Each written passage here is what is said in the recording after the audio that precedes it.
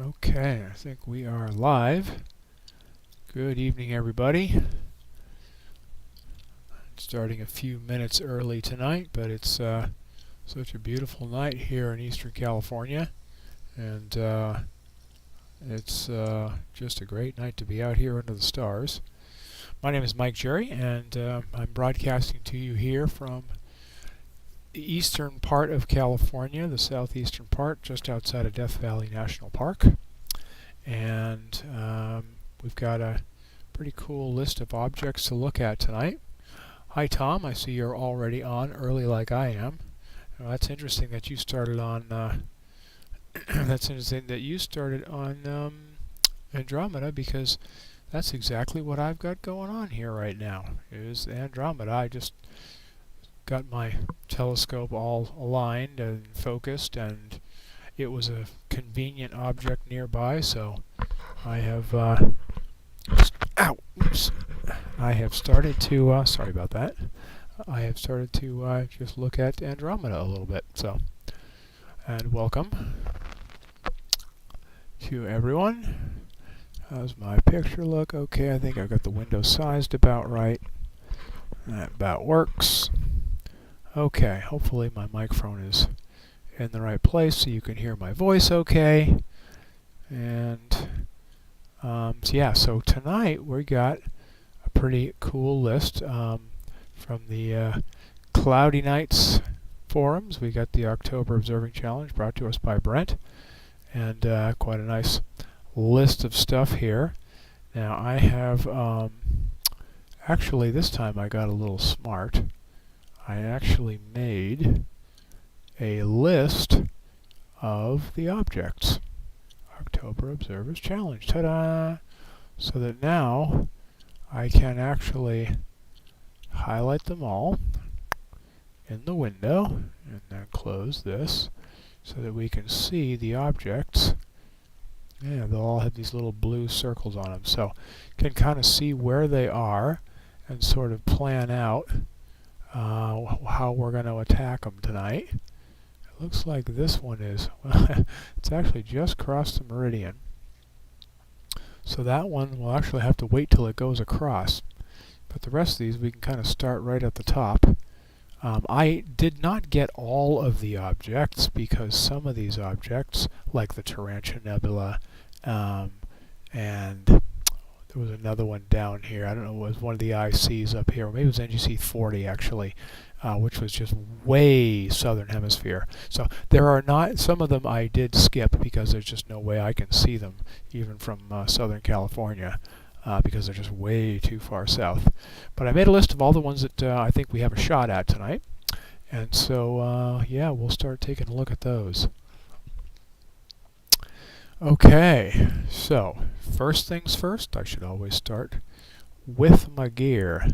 So let's open that up and show you my setup.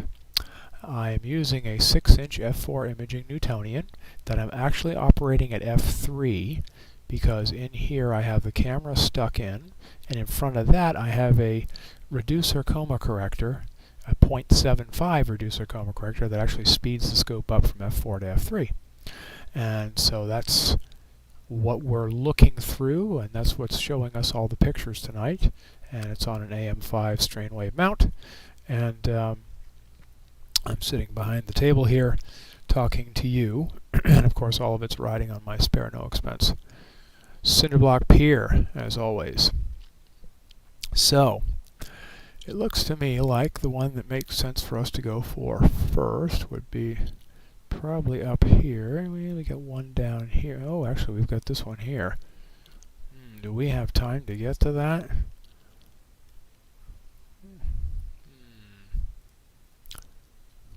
Let's see if we can get to that before it heads over the meridian. And we have to do a flip. Let's see if we can get to that one first. Alright, where's our little... There you are. Catch up to us here. And we should be able to put in a little bit of time on that. Okay.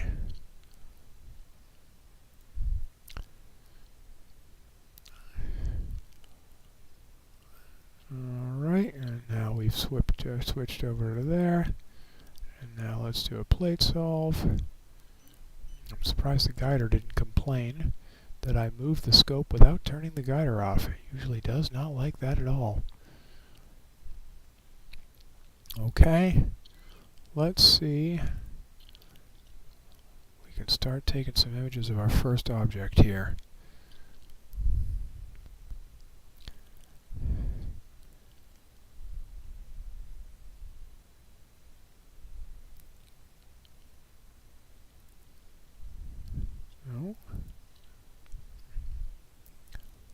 Okay, and this is going to be...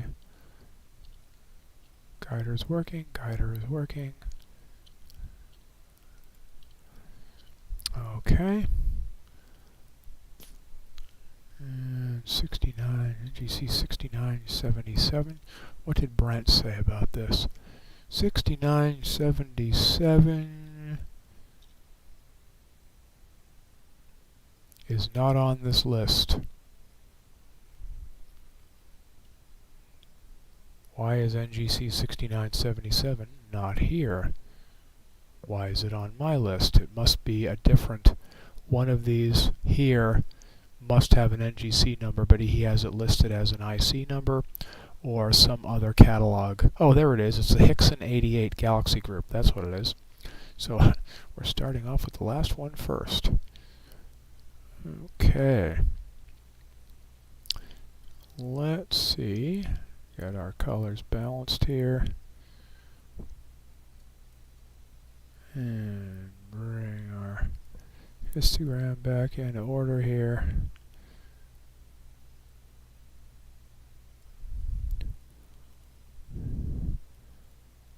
Oh yeah, you can see there's definitely are galaxies in here. There definitely are galaxies. Let's bring up our annotation and see if we can get some of these annotated. Let's get it quickly plate solved in. Yeah, okay, there's NGC 6977 right in the middle. And you can see there's a bunch of other galaxies around it. Alright, so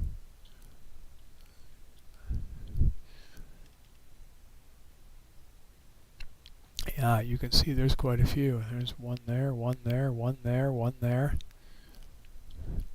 Maybe even more around once I'm zoomed in like this. We'll probably be able to see even more as time goes on here.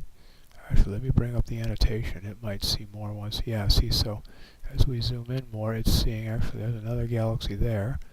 There's something there that I didn't even see. This is apparently 6980. What is 6980? It's a star. Why would a star have an NGC number? That's interesting. That's unusual. Some of these stars have NGC numbers. Anyway, this is a neat little group of galaxies in here, clearly. And I just have to make sure I don't... Where's my hour? 55. Yeah, we're not going to be able to spend much time on this because it's going to hit the meridian. And there's a satellite bombing right through. But I'm not going to unstack these because we're only going to be able to get a few of these before it goes over to the other side. So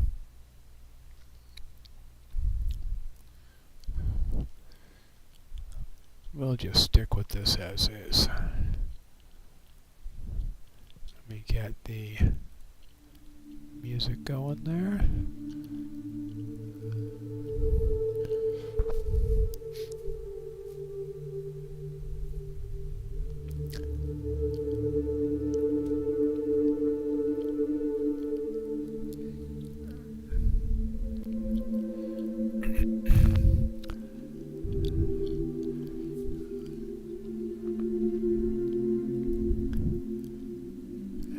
That satellite finished its trail through our image.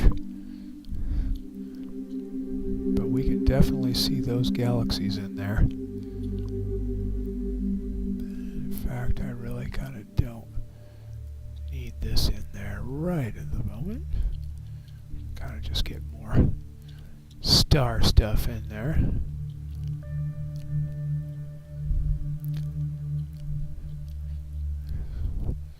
Let's see what Wikipedia has to say about NGC 6977. 6977 doesn't seem to have an entry.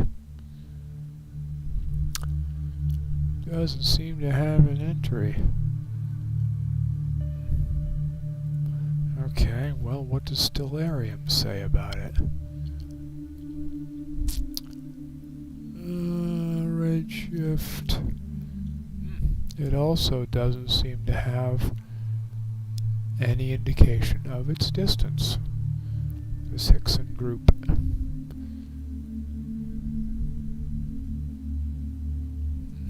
Okay. Well.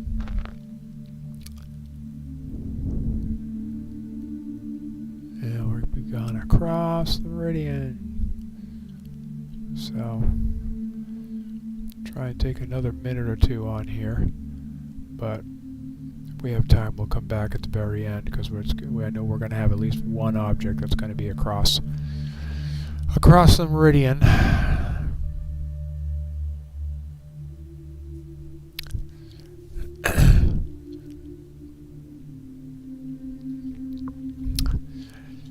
Hey Brian, hey Michael.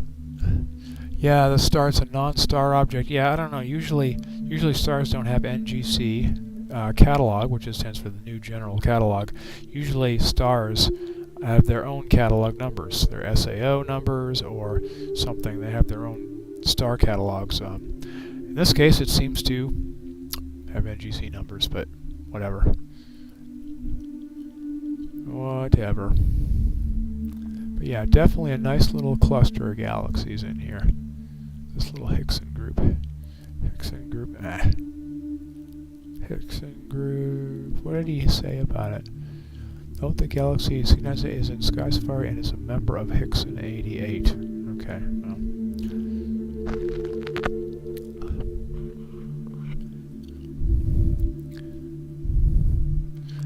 Good evening, Daryl. Thanks for coming.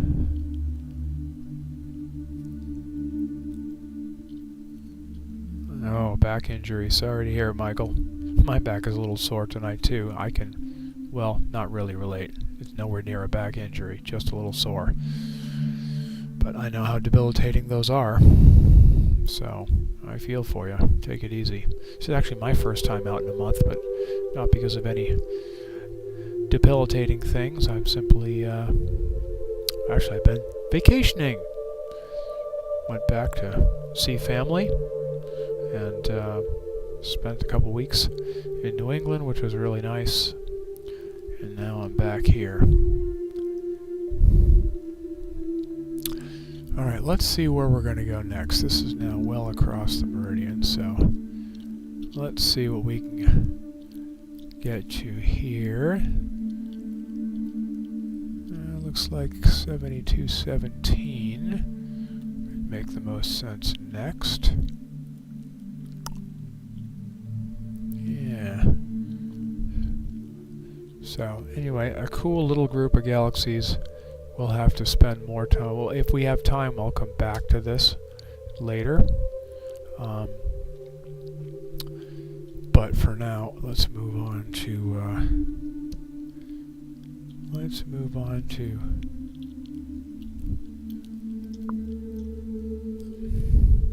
7217, an active galaxy. Alright.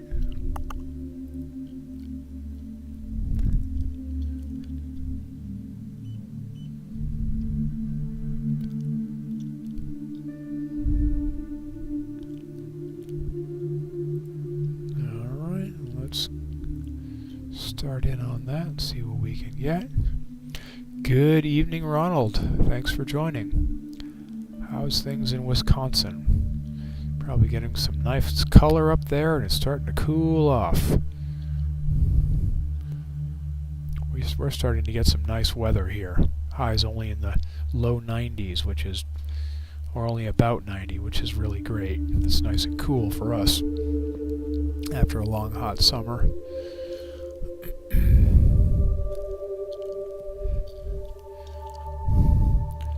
Okay, so this is going to be NGC 7217.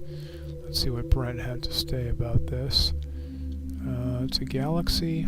He doesn't say much about the stuff, that's fine. Yeah, he doesn't say much about the stuff, but that's okay. He put together the list and we'll take it. NGC 7217. NGC. Copy. 7217. Galaxy in Pegasus. Alright, well, there it is. Big as day. Or big as night.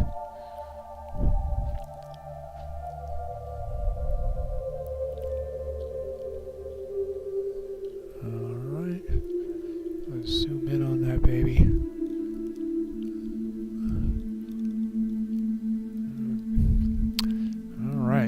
It's a gas-poor system whose main feature is the presence of several rings of stars concentric to its nucleus.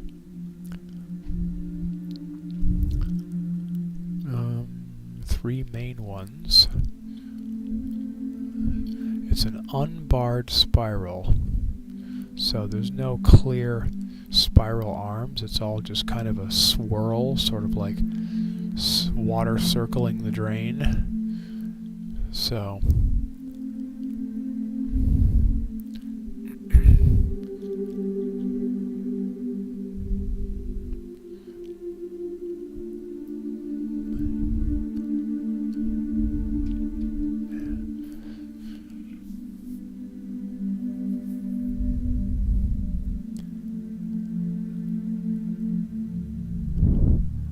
we'll give this a few minutes to it has three main rings, the outermost one being the most prominent, the one that features most of the gas and star formation, plus several others inside the innermost one, discovered with the help of the Hubble Space Telescope.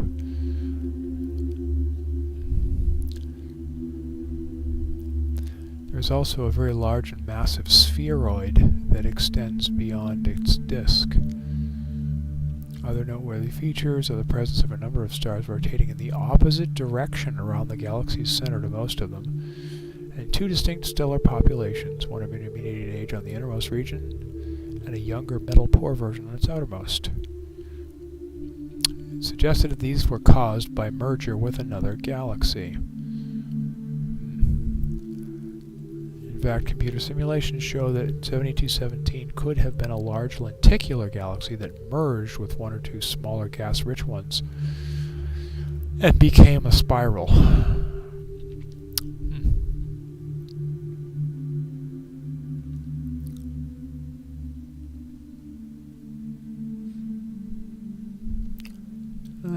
Do they say? They don't really say. Don't really say how far away it is, do they? Declination redshift is 50 million. 50 million light years is what they're saying. This one's at about 50 million.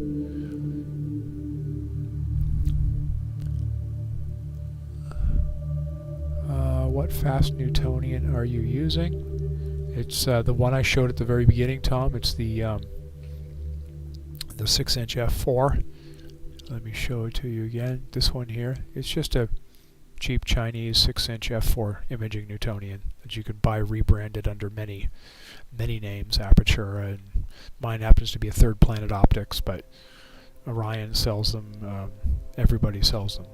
So, but I'm using it at f3 with the Star Arizona Nexus. Let's see if I can unstack that photobomb there. With the Star Arizona Nexus, a coma corrector reducer. So,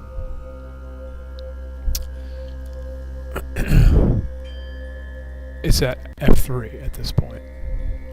Oh, okay, so I missed it. This was already from an earlier sub, so I can't get rid of that. Bummer. Got rid of that sub for nothing. Oh well, that happened when I wasn't looking.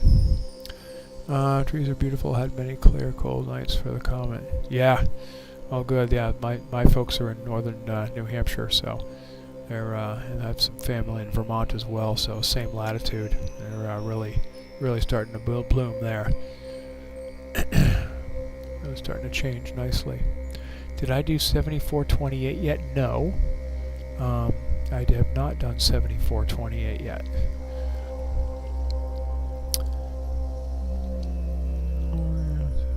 Much brighter center. Yeah, so we have not done 7428 yet. Let's see where that is. Oh yeah, in fact it's going to be my next one because it's one of the higher ones in the sky. We did 6977, the Hixon group, just before it crossed over. Although we could probably come back and do it later if we have time. But no, 7428, Michael, will be next. And C34, that had already crossed the meridian, so we'll definitely save that for later. Again, if we have time. Looks like we're starting to pick up a little more detail in the, just a little bit of a streamer through here, so a little bit more detail coming through on the rings as we continue to collect data. Let's tighten up on that a little bit.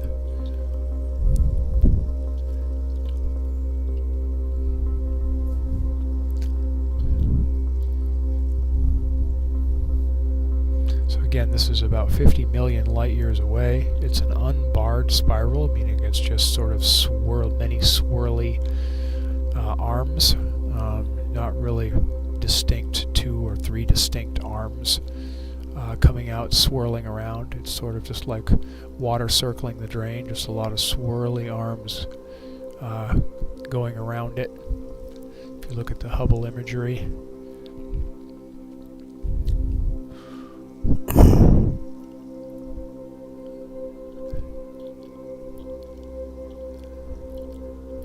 Oh yeah, actually they said there was nothing, they said there were no other targets really in the vicinity. It's sort of a galaxy off by itself. I think I read that 7217 had most of its active star making in the outer ring.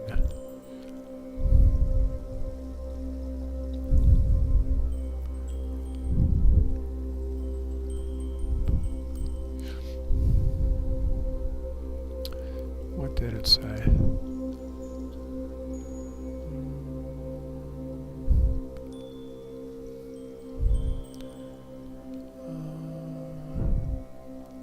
The outermost one being the most prominent, one that features most of the gas and star formation of the galaxy. Yeah, so that is what Wikipedia had to say about it. Been a lot of starbursts in the central parts. There's a large spheroid that extends beyond its disk.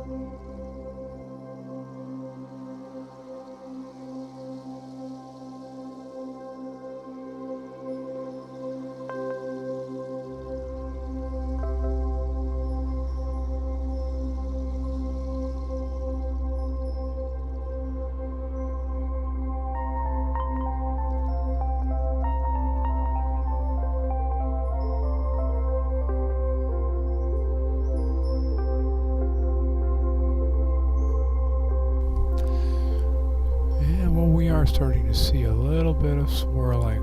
Just a little bit of the detail in the arms is starting to come out. Wish we could spend more time on it. That would help clear things up a little bit more if we could spend 15 or 20 minutes on it, but if we're going to get most of this list, we're going to have to get moving. So probably about 10 minutes a target is all we can afford. So, but we get a nice idea of the unbarred spiral, just a regular spherical or spheroidal core, no bar on it and no primary arms, just all a bunch of swirly. So a neat object that needs more time, and I can put on it tonight. So now we're going to go to Michael's target, NGC 7428.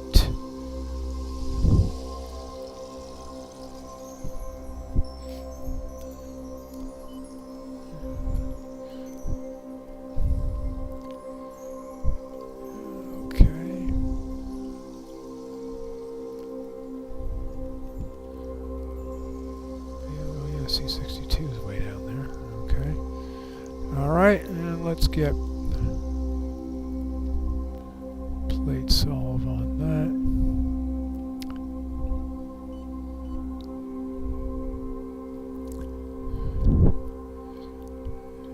Okay. And start on this one.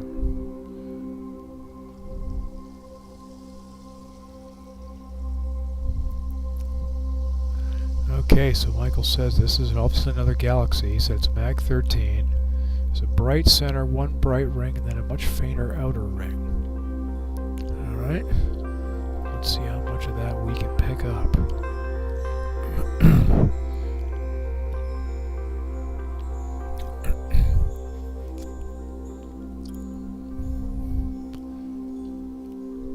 Might be a bit small. Well, we'll do our best anyway.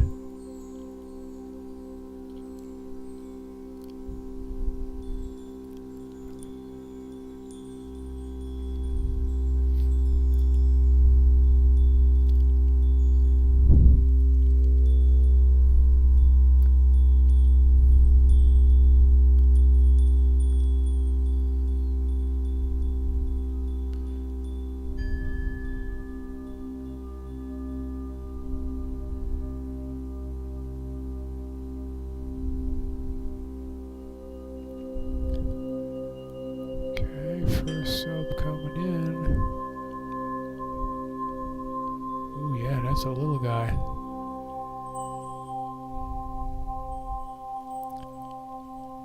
Definitely a small one if that's him.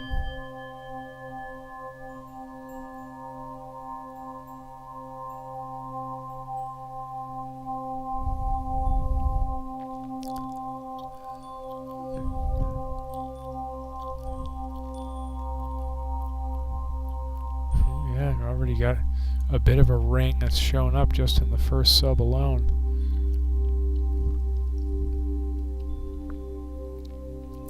In fact, I think I'm going to kill this first sub because it took the guiding a little while to settle down there. So I think I'm going to clear this one.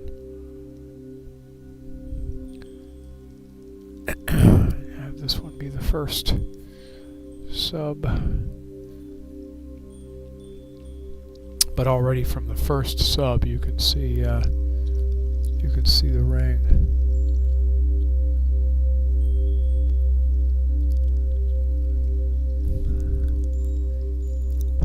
And it is very small for my setup, but we'll see what we can pull in here. 7428. See if Wikipedia has anything to say about it. 7428. Nope. Wikipedia does not have an entry for it.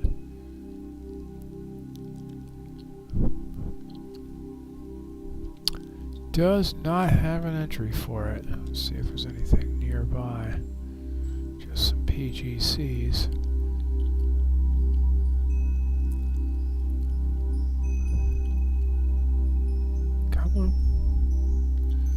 Just some PGCs.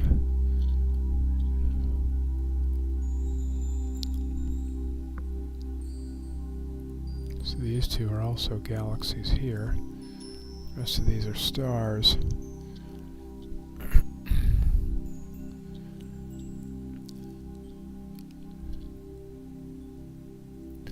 Would look good in an SCT at f10. Yeah, it would. Yeah, of course it would take you 10-minute subs to see a whole lot of it. Although it doesn't look all that dim. It looks like a fairly bright galaxy relative to a lot of what's out there.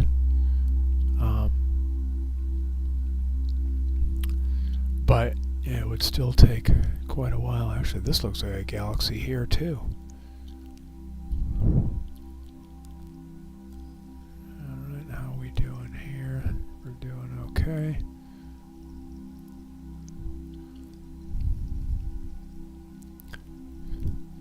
Yeah, Mag 13 is actually not for galaxies. That's not very dim.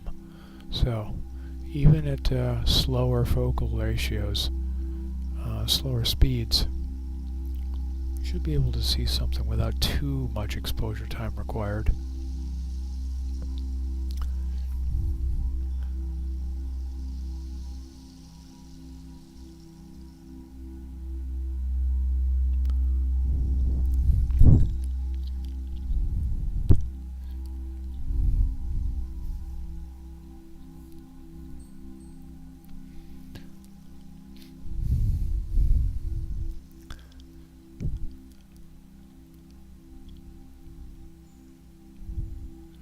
Yeah, I had image annotation up a couple of minutes ago there.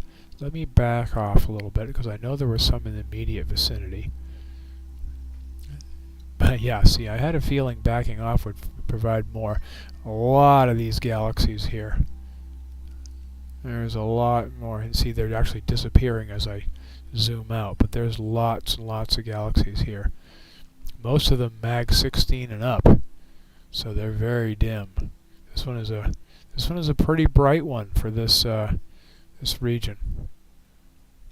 As I zoom out, some of them are disappearing. Yet, boom! See, this one comes back in now. So there are quite a few around.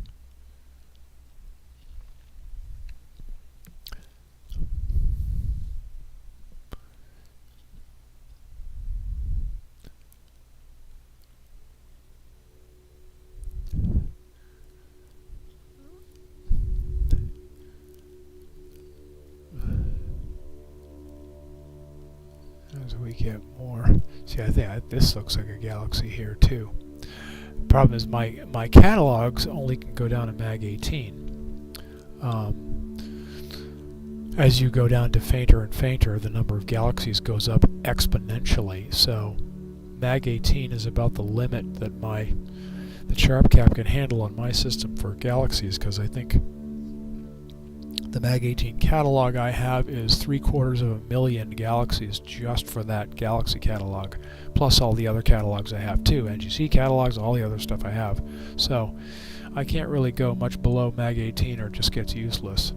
But I am able to see, especially at f3 like I'm running now, I am able to see down at Mag 20. And so I often see things that are clearly galaxies, but they are beyond my catalog to actually be able to identify. But these are probably more PGC, probably another PGC galaxy in here.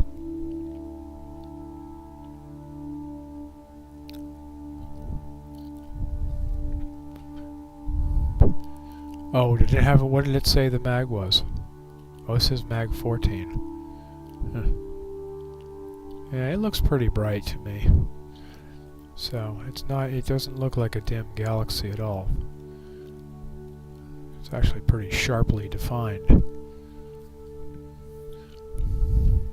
Actually looks like it might even be a bit of a barred galaxy there. Almost looks like right in here you've got a bit more intense light.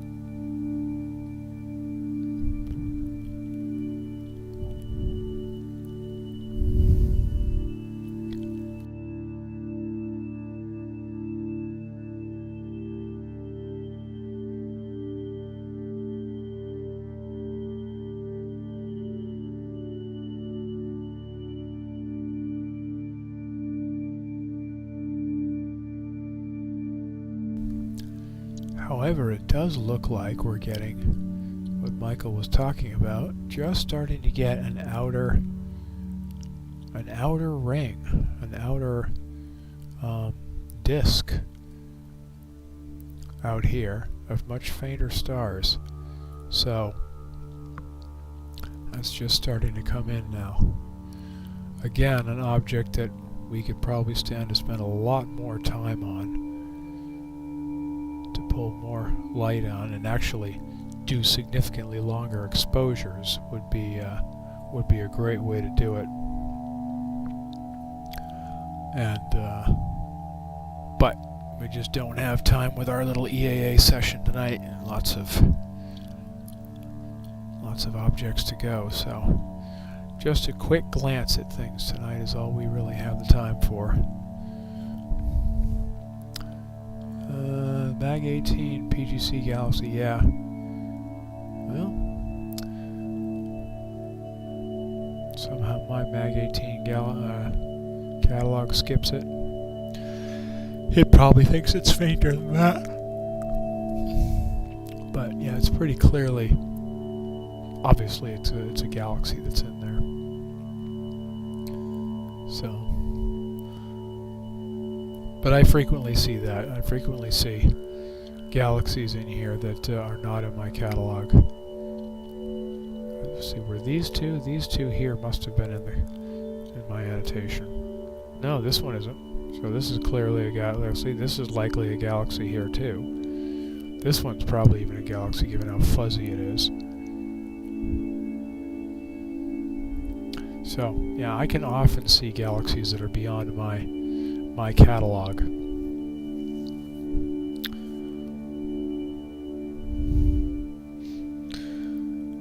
Yeah, that's what speed gets you. F3 gets you light fast. So I can see things. I often can't see them clearly. I don't have a lot of resolution, which is the price you pay for the speed. I have a bigger field of view and speed, but typically don't have the resolution, and tiny objects like this don't usually fill in with a lot of detail. So again, there's 10 minutes on that object, and I think we have clearly see the outer part here now, and then an bright inner ring, and then a core. It looks to me even like a band in here, so like almost maybe like a barred galaxy, a little bit. But I don't know. But that's a nice object.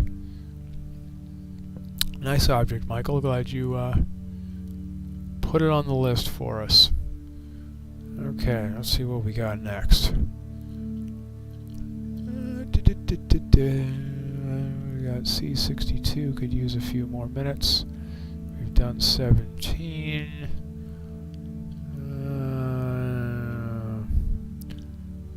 Okay, let's do IC63. Is that? I think that's different from 59, it is. Yeah, so we're going to be doing this here, the Cass Nebula. Okay. Now, nebulae.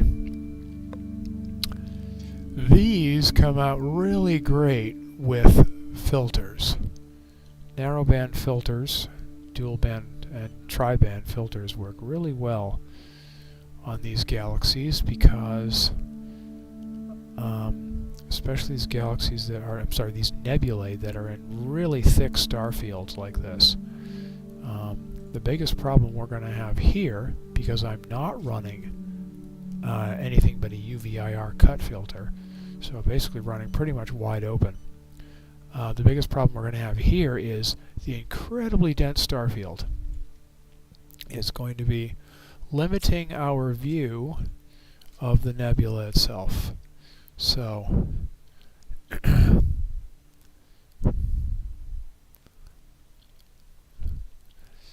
oh yeah, it's an 18 inch at f3. Yeah, that will be that'll pull it in. You'll pull in some nice detail. You'll have the both things. You'll have lots of good focal length for the detail and the effective mag resolution, and you'll be at f3, so it'll be nice and fast. So That will be cool. Alright, so the Cast Nebula, let's see how we can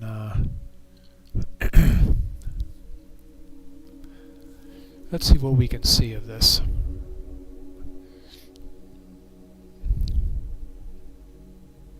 I know we're going to see a lot of stars. That's for sure. That's for sure and for certain. We're going to see a lot of stars in this. Hopefully we'll be able to see the galaxy through them. Excuse me, the nebula. Keep saying galaxy. Hopefully we'll be able to see the nebula through them.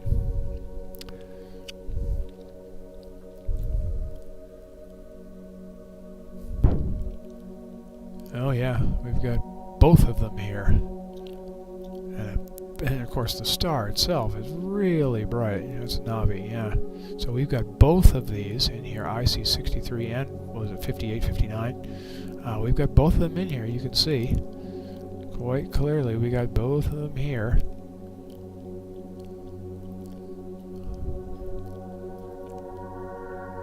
It looks like the mountain was still moving, so we'll nuke this first sub. Hopefully get rounder stars on the second one.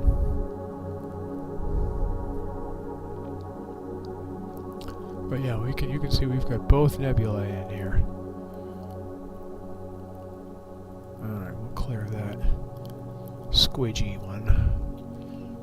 And hopefully get one here with a little bit more roundy stars. Some better guiding, not the... Yeah, that's way better. Okay, good. Now let's get the histogram correctly adjusted here.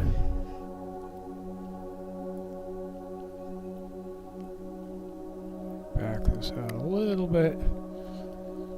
Cut down on the noise a little bit. Well, not cut down on the color too much. So we'll go back up with that a bit.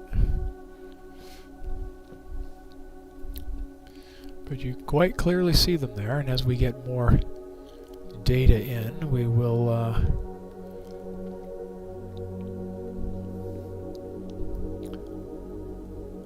be able to increase that stretch a bit.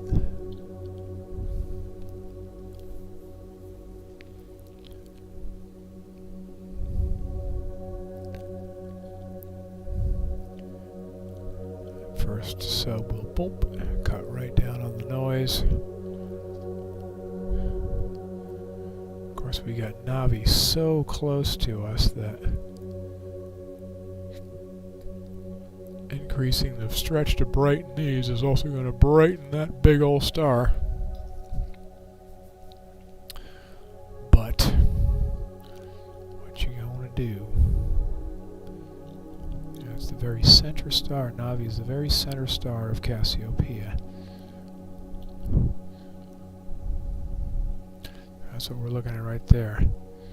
Big old close-up view of the central star. Now the plus side of us doing this without a bunch of filters is that a lot of this is blue reflection nebula, probably being the light from Navi being reflected off them. And so if we were running narrowband, we wouldn't be able to see a whole lot of that. So that may be a good thing we are running pretty wide open. There's a satellite trail, but it doesn't interfere with our object, so I'm going to ignore it.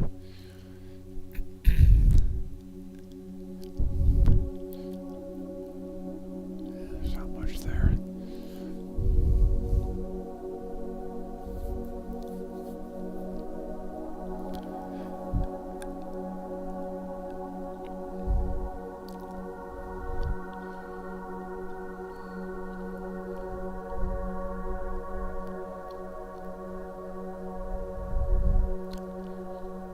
See, 63 and 59. Yeah, see, 63 is more red. It's more of the ionized hydrogen, whereas 59 is more blue and more reflection. So that's kind of reflected in what's happening here. That's why the colors. So if we were running with narrowband filters, we'd see a lot less stars and a lot more nebula on the emission, but we would see a whole lot less of the blue. So we wouldn't see this one nearly as brightly as we are, because the narrowband filters would the reflection nebula basically is reflecting the full spectrum light of a star. So with a narrowband filter, where you're cutting 98% of the light out, the light spectrum out, reflection nebulae all but disappear. So because we're running wide open with just the UV-IR cut, we're able to see both pretty well.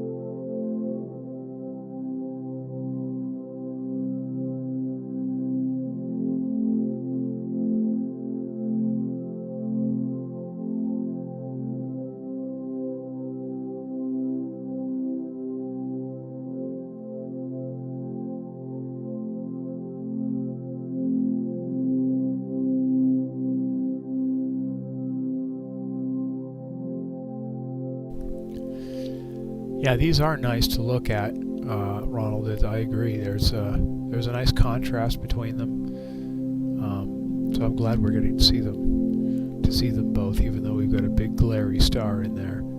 I'm glad we're getting to see both of them, because they're a nice color contrast with each other, and there's some structure to their clouding and wispiness. So pretty nice.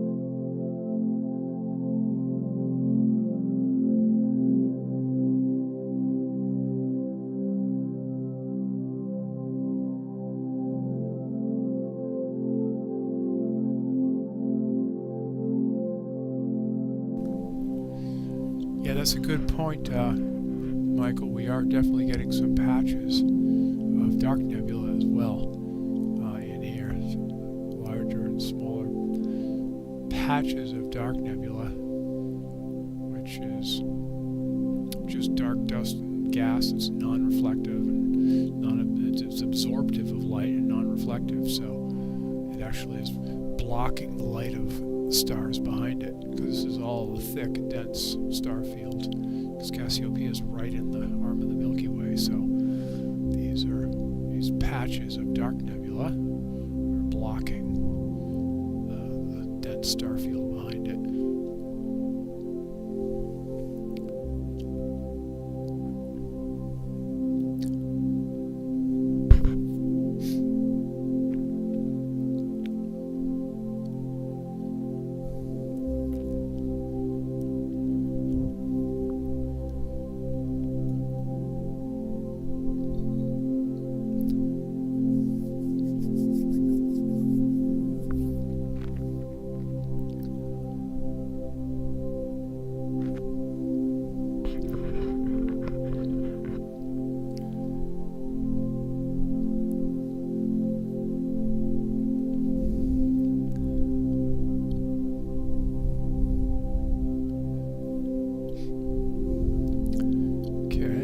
Sub on this one.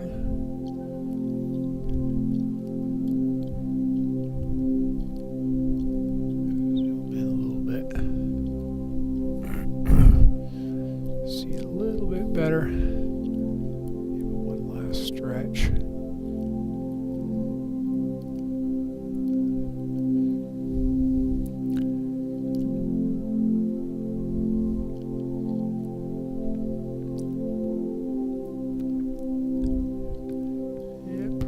Nice. Very pretty, having the two in the same field of view.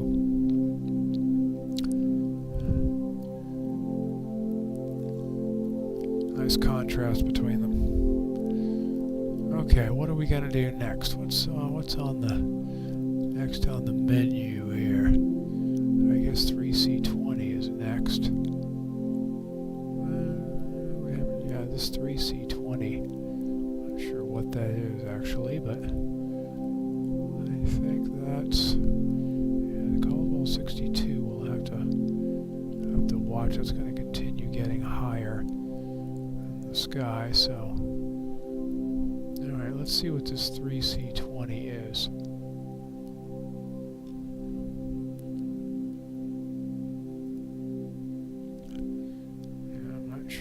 This is. Let me get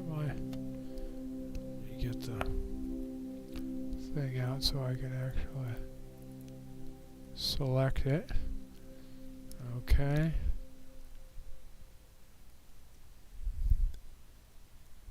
I don't know what it is, but we're gonna find out.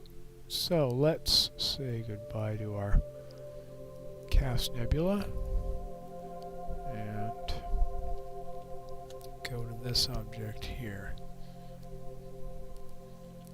3C20. Really not sure what it is. Oh, laptop needs food. There you go. Okay, so let's do a plate solve on that.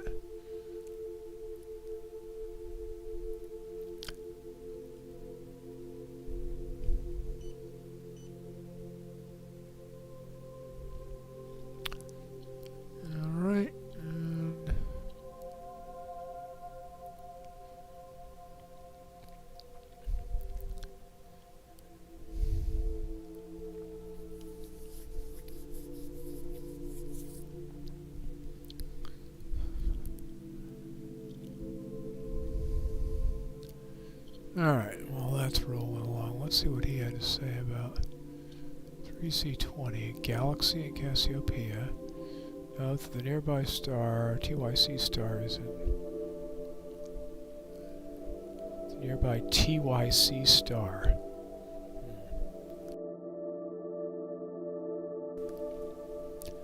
Not sure what that means, but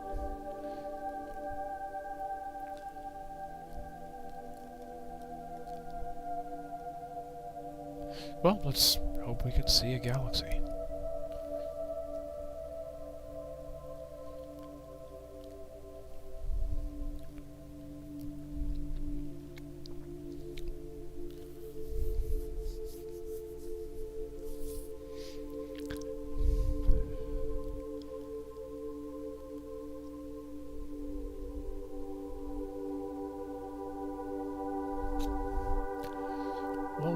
got a nice little cluster in here.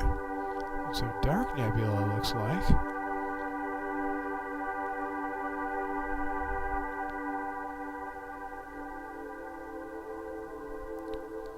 Anybody seeing a galaxy? Let's see what the annotation has to say. Got a PGC up there. Got a couple of HIP stars.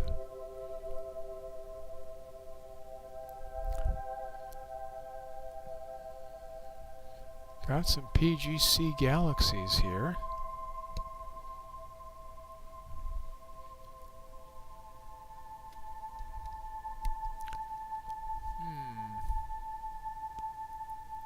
Got it full. I got some PGC galaxies. Definitely some nice dark nebulae around.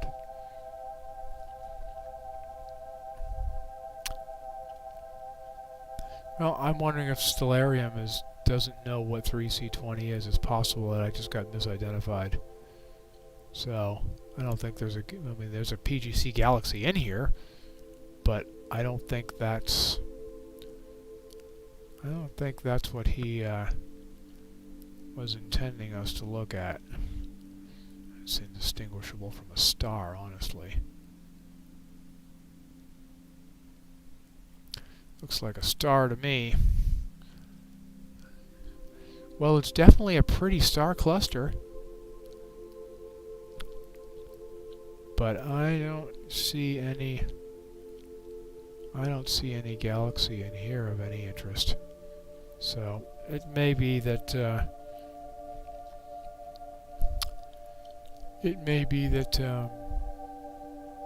Stellarium just doesn't know what 3C20 is. So if somebody has another way of identifying it, a different catalog identifier than 3C20, TYC 03261, I don't think that's going to be it. TYC 03261. Nah. No.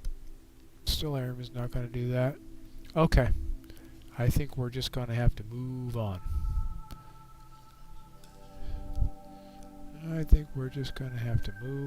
Here. Okay, we've done those. We've done 7428. Well, why don't we just go down and hit? Because it's still pretty low. So let's do this. 772, the Fiddlehead.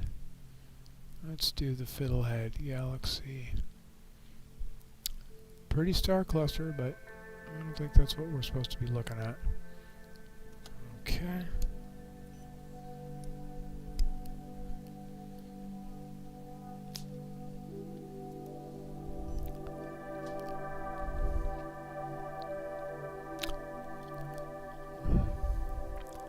Alright, let's get on this.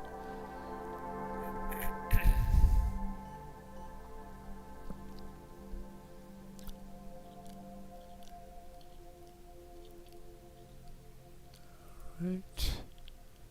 Let's see if we can see the Fiddlehead Galaxy.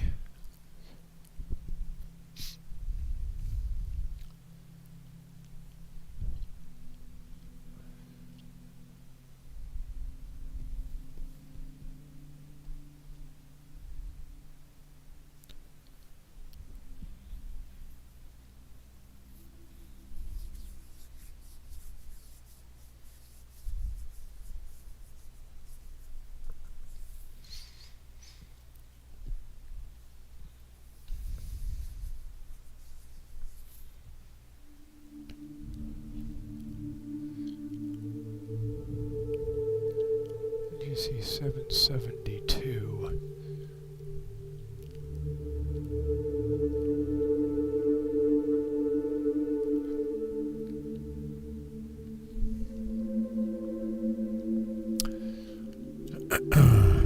unbarred spiral galaxy approximately 106 million light years away in Aries, discovered by William Herschel in 1785.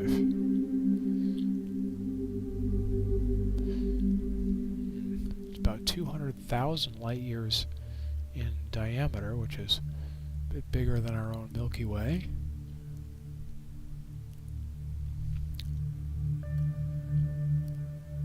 Come on.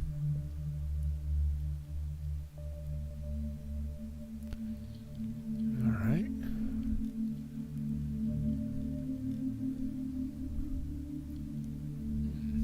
Okay. Look forward to seeing how this. There's just one swoosh, one sort of swoosh of clouds there of stars. Somewhat larger than the Milky Way, surrounded by several satellite galaxies, including NGC 770, whose tidal forces in the larger galaxy have likely caused the emergence of a single elongated outer spiral arm that is much more developed and stronger than the other arms. Yeah, that's this thing we're seeing here. It's just starting out.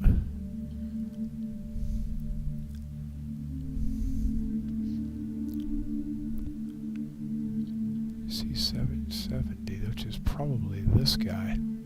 770 is probably that guy there. Yeah, it is. It has some other PGCs around it here. There's quite a few in here. But this one here is what's probably pulling this arm out of shape.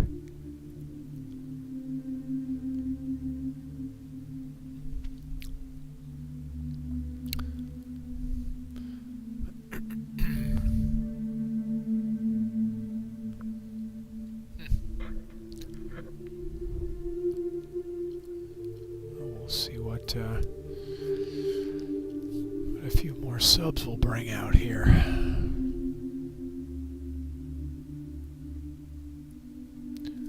Stretch the heck out of it.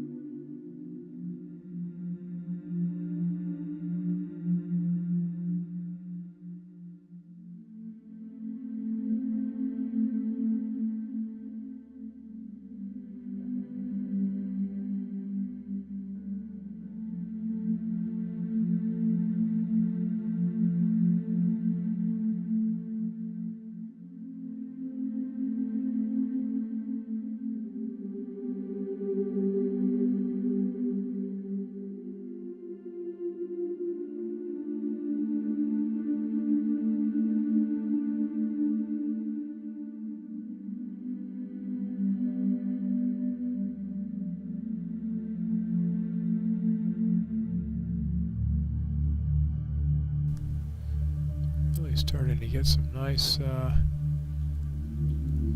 nice detail in that. Those rings. This is definitely like a one loose pigtail. Almost like a outer swirl here too. So this whole section here is being sort of pulled out of shape by this lenticular galaxy satellite of it.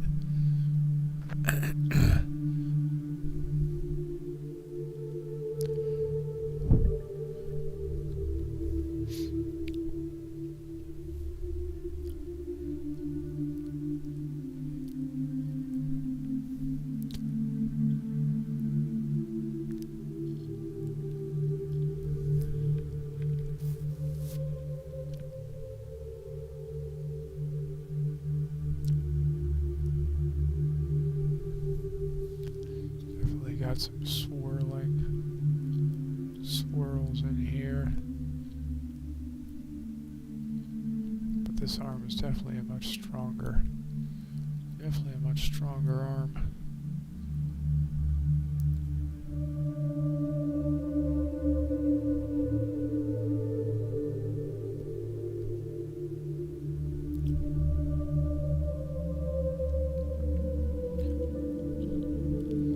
These are actually, I think, other much fainter arms spinning off the side. 200,000 light years in diameter, so it is bigger than the, almost double the size of the Milky Way. I think the Milky Way is about at 120.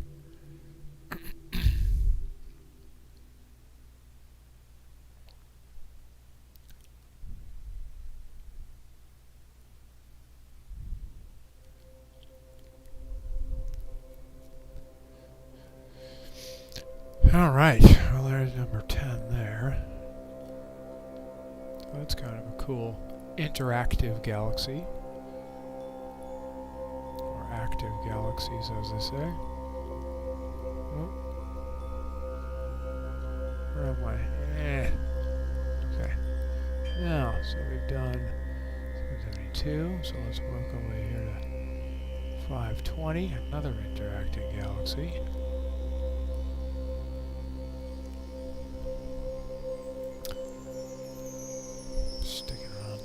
Sky. We have to wait a little bit for some of these to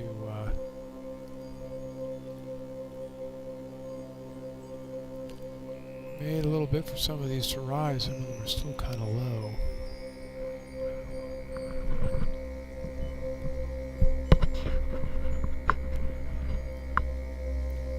.6 degrees.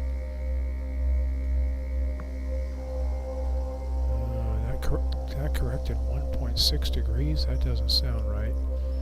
Well, we'll have to see if we have a galaxy in the picture.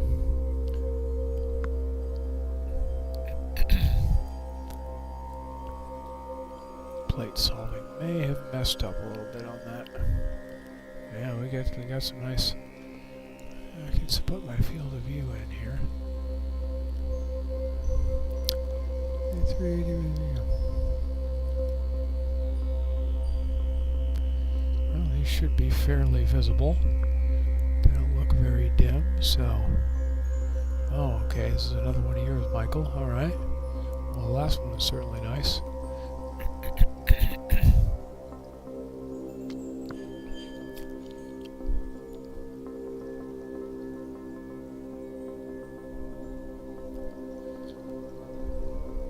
It's called The Little Ghost. I thought it was appropriate for this time of year. Ha!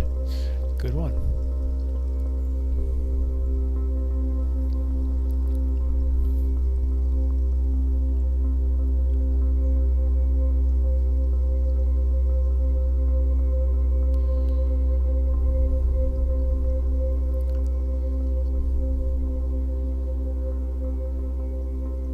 Yeah, well, looks like they are there.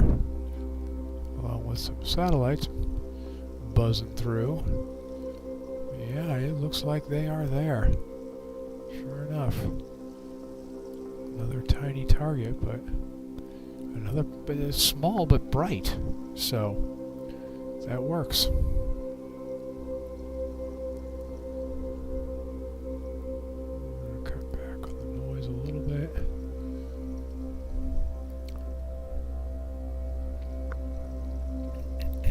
flying ghost. Alright. There's a patch of something up there. Probably a bit of a galaxy there. In fact, while we're...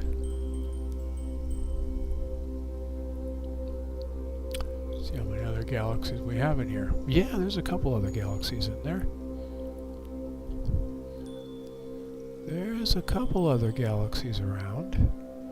All faint PGCs. 16, 17. 16 and 17, this one's the only one that's bright, but there's a lot there.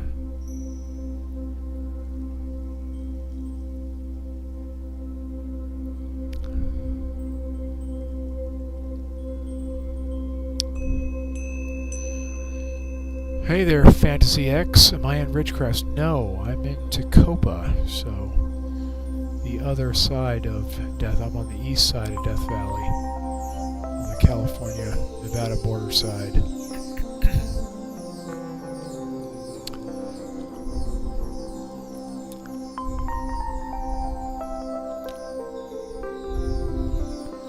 Alright, let's zoom in a little bit more here. See if we can pick up some of this interactingness. Yeah, looks like a galaxy there. Alright, see if we can tighten up on this a little. Make it pop out a little bit better. Oh, you're in Bakersfield, okay. Well, welcome to the eastern side of California. The dark sky land out here.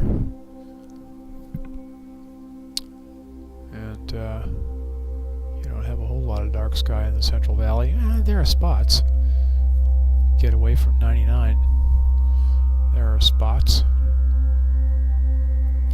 But nice dark skies out here.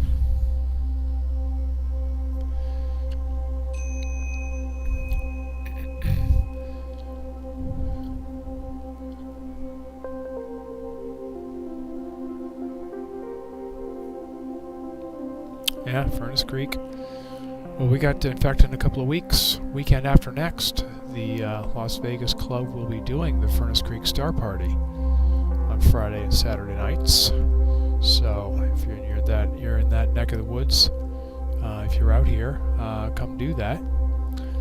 It's one that I almost never miss, but unfortunately this year I do have a competing engagement that it takes priority, so this will be the first the Las Vegas Club Furnace Creek or Death Valley Star Parties that I will have to miss, unfortunately, which I'm very bummed about.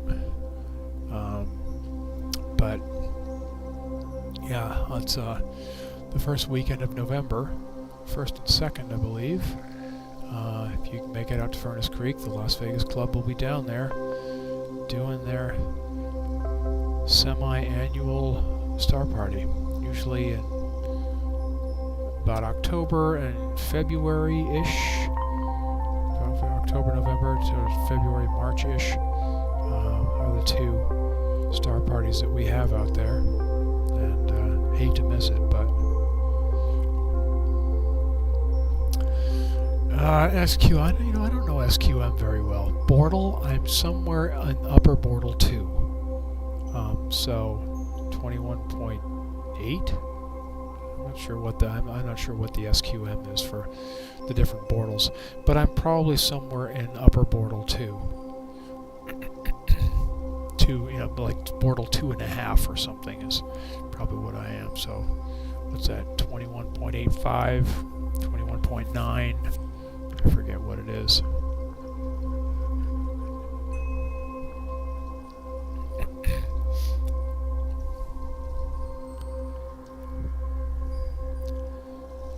Alright, going along nicely here.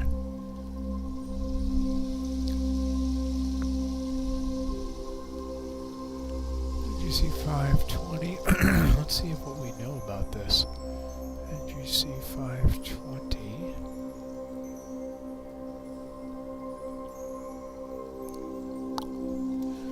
here. Colliding galaxies. Also the flying ghost. Colliding spiral galaxies about 105 million light years away, so about the same as the last one. Discovered by William Herschel once again in 1784. Halton Arp called this the second brightest very disturbed galaxy in the sky, and it is as bright in the infrared radio bands as the antenna galaxies. Simulations indicate this object consists of two galactic disks that began interacting about 300 million years ago. The system is still in an early stage of its merger, showing two separate velocity systems in the spectra and two small tails. Two galactic nuclei have been detected, and one is a hydrogen beta nucleus. The main galactic component is being viewed edge-on, making it fainter in the optical band. The secondary component is brighter but less massive than the main, and is located to the northwest. They're separated by a dark lane of dust. Yeah, which we're getting kind of like right here. So the two are sort of separated by this dark dust lane here, kind of running through them.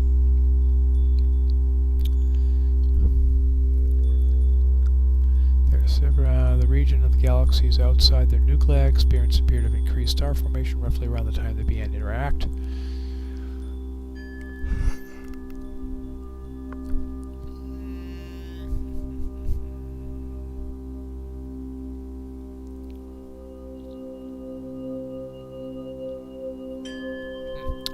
So they're just beginning to get it on.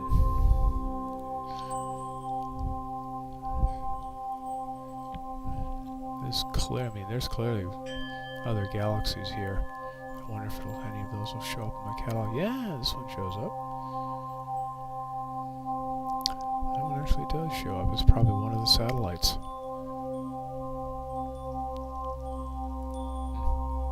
That one down here. This one looks like a nice spiral here.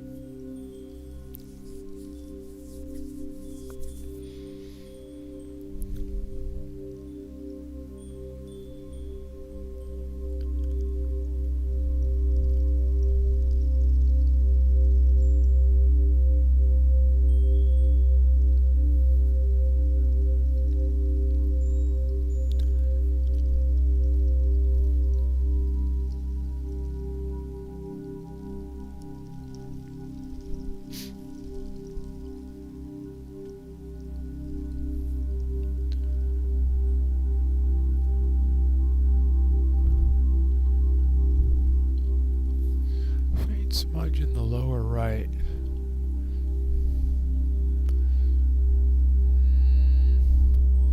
I can't.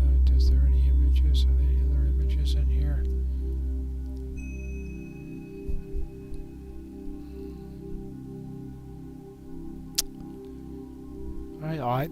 Well, the honest answer is I don't know.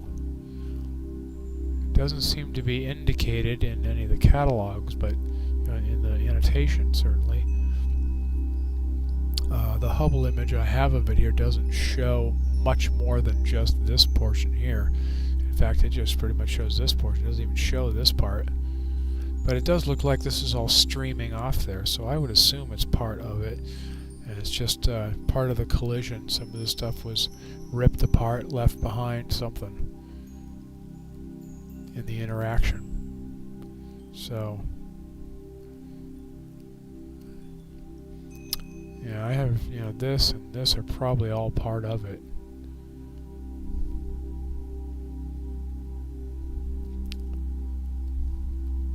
Don't know.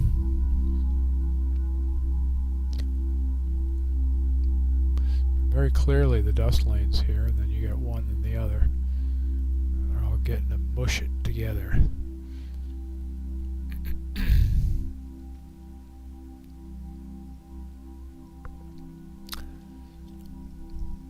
Alright, once again, not enough time, but we got more targets to go. Alright, so let's keep working our way down. I think 62 is probably high enough at this point. No, not 216.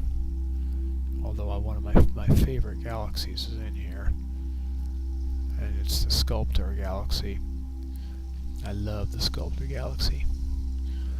Okay, but this is the Needle's Eye galaxy. So we are gonna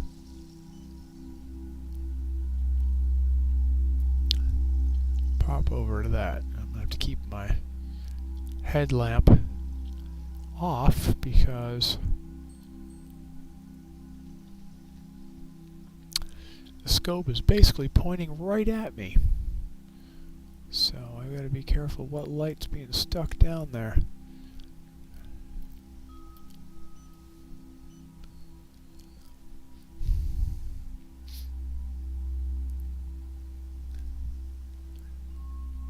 Okay, and go.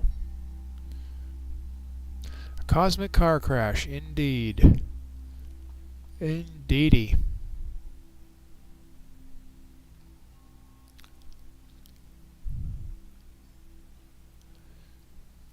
You were out at Furnace Creek in March that had the insane winds. Yes, I skipped the one in March because of those winds.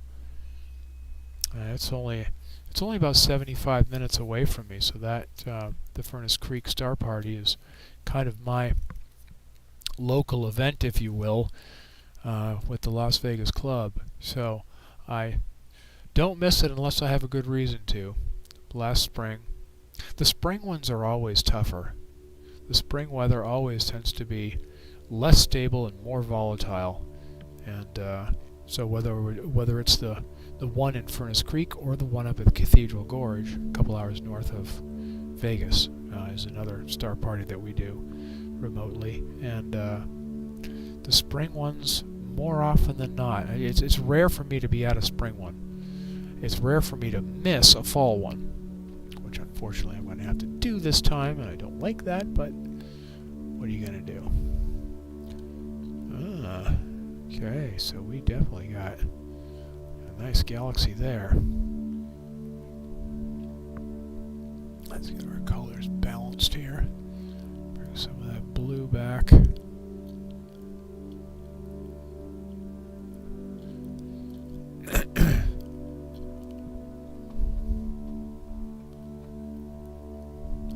Thank you, Michael. Thanks for the targets that you added to the list.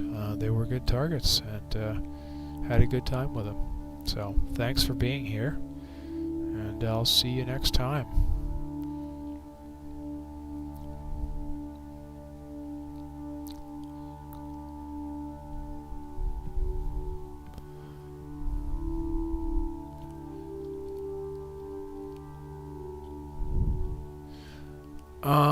Yeah, I think I have heard of him. I think I have heard of him. The name sounds familiar.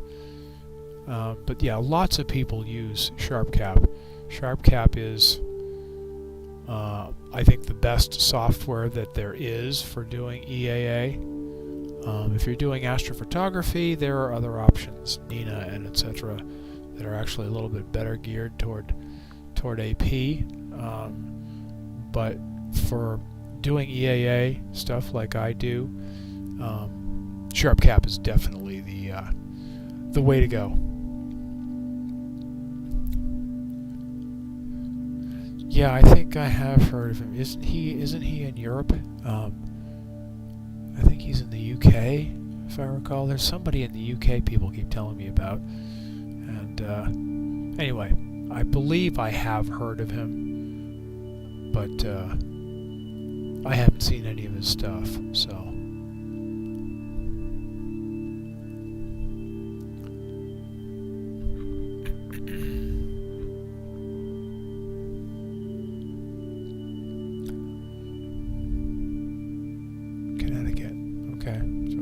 There. Streams from a telescope in Arizona. Lives in Connecticut. Streams from a telescope in Arizona. I think that's called cheating. Ha!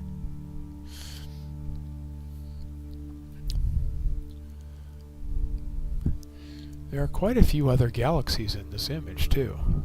There's a whole group of them up here. Let's pull up the annotation and see. Yeah, there's a bunch of other galaxies in here. I have a feeling if we keep zooming in, we're just going to find more.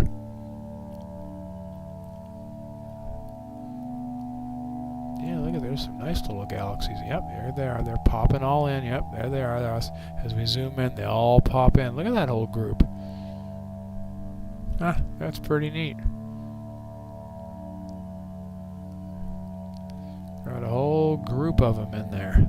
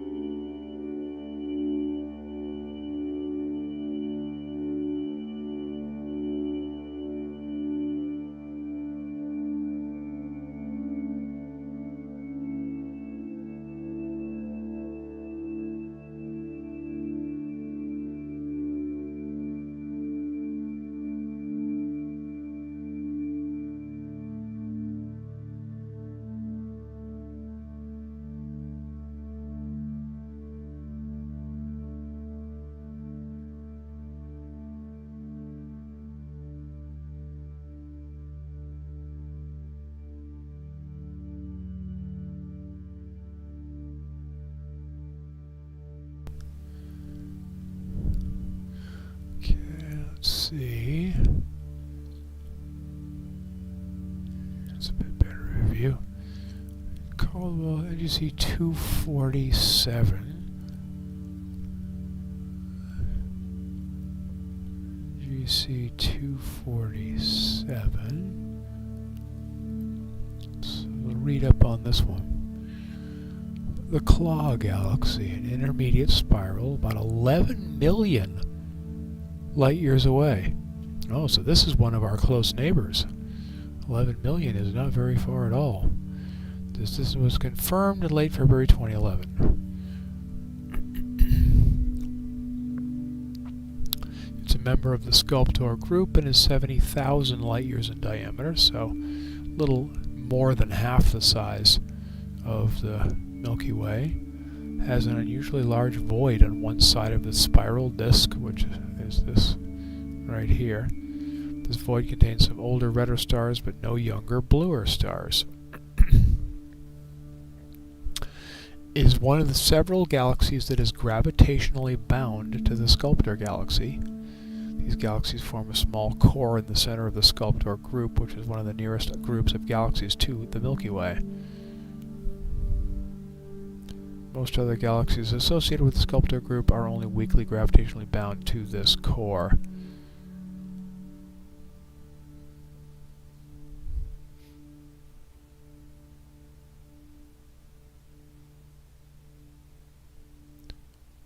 (247) A, B, C. Yeah, so this, what we found here, there's actually a name for this. It's actually called the Burbage chain. 247s. Yeah, 247b. These galaxies that we found in here, that's actually called the Burbage chain. In 1963, Jeffrey and Margaret Burbage identified them.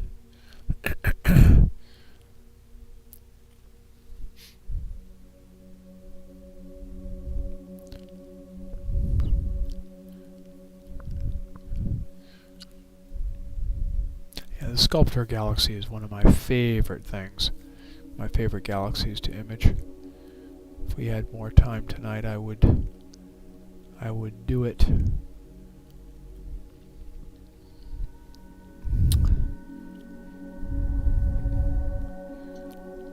many have we got left here? Starting to get on low, so these have all been done. These are next. Abell 370. Let's see what else we got in here. Yeah, see, some of these are still pretty low. I think we can get these. I don't think we've done 1805. We did these two, but we didn't do 1805 or C5 yet. So we still got those to do. We got these two. Abell 370. This will be last, obviously, because it's going to take a while for that to rise up yet.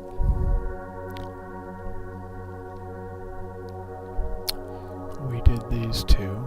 We've done 772, 520. Yeah, so we got a few. We got a few left yet. But we might have time to do the Sculptor. I really love the Sculptor galaxy.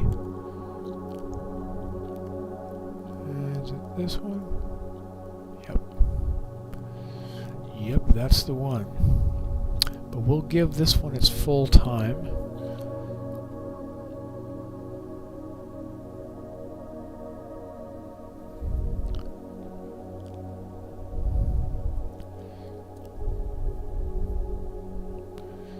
"10 minutes with the Burbage chain as a special add-on treat." You can definitely see that hole in this side of it with older, redder stars, no star formation. Nice core, almost as nice as the triangulum coloration and whatnot.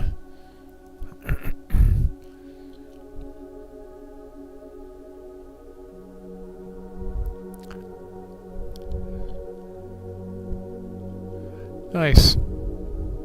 Okay. Moving on. I can't go away without doing my favorite galaxy, so we're going to do the Sculptor.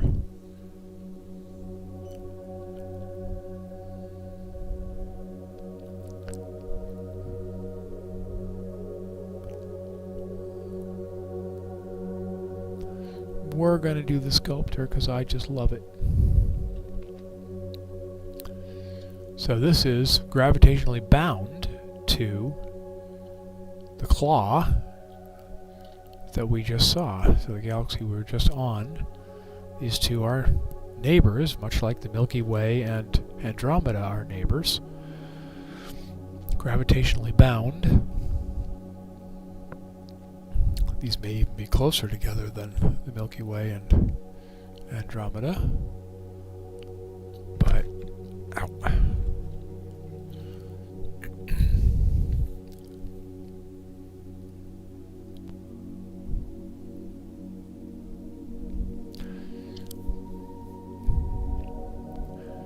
Yeah, I just love this galaxy. It's big and close and just a great looking galaxy to image.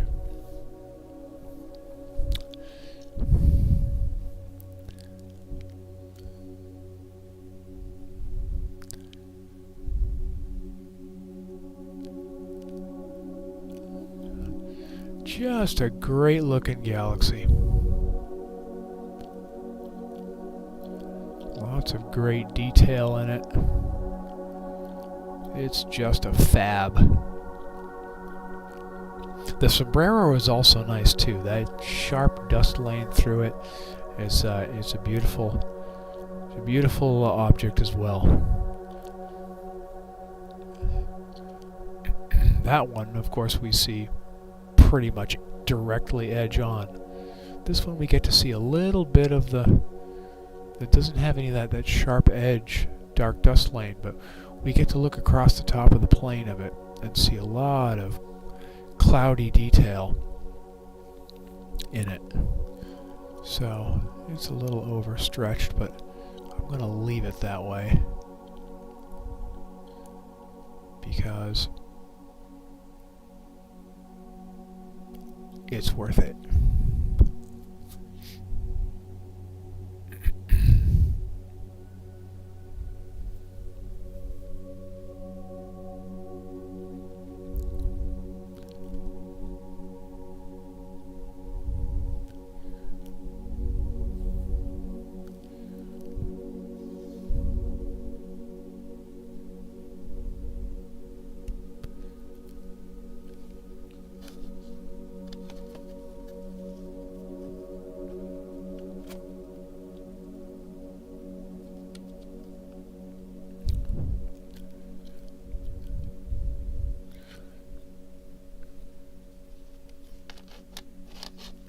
Let's get this covered here.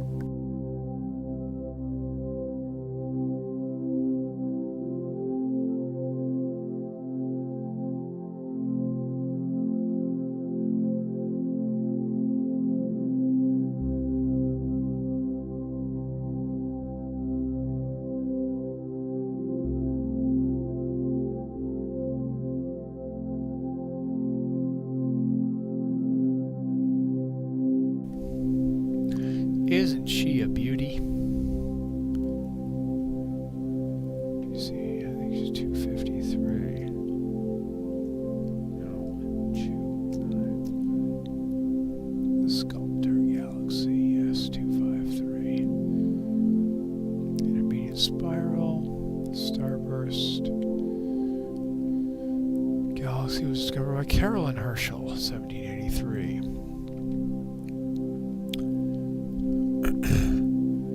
About half a century later, John Herschel discovered it, observed it using his 18-inch metallic mirror reflector, Cape of Good Hope.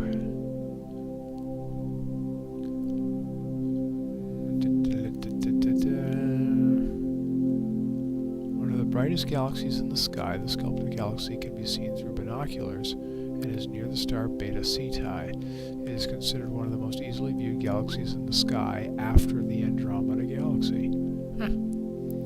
Sculptor is a good target for observation with a telescope with a 300mm diameter or larger. Ha! Well, we got half that and we're getting it just fine, thank you very much. In such telescopes, it appears as a galaxy with a long oval bulge and a mottled galactic disk.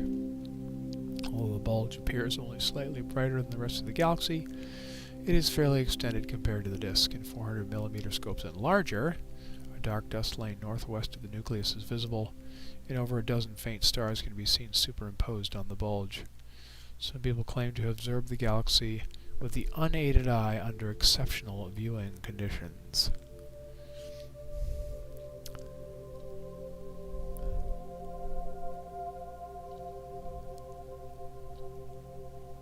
It's one of the intrinsically brightest galaxies in the vicinity of ours, only surpassed by Andromeda and Sombrero. And the companion galaxies 247 form a gravitationally bound core near the center of the group. Most of the other galaxies associated with the Sculptor group are only weakly gravitationally bound to this core.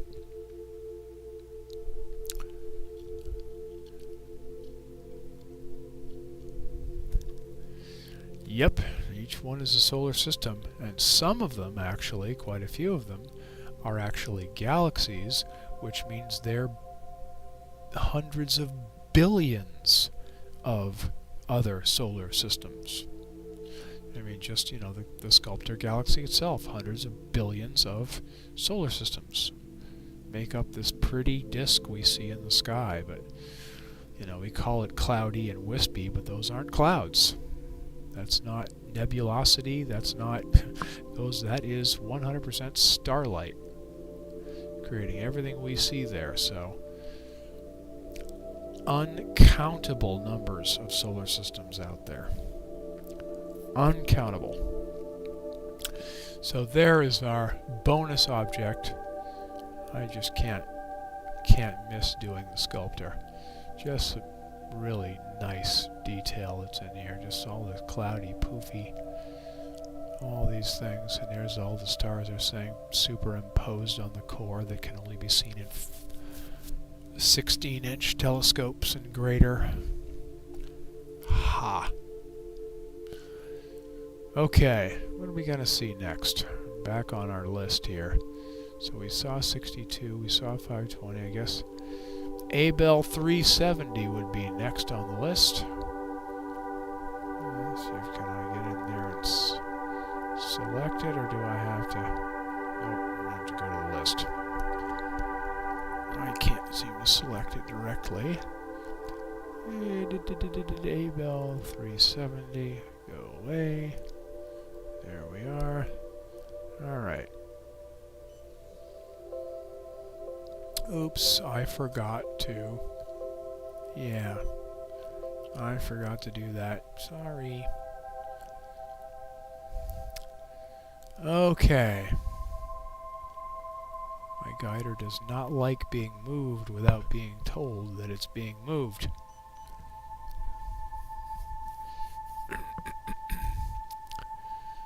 Okay, so got that. So Abell 370. What did Brent say about?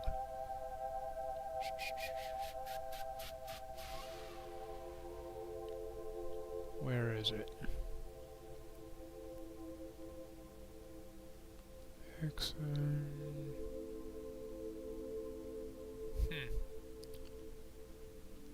It's one of the other names. Well, it's a galaxy cluster in any event. So we should see some galaxies.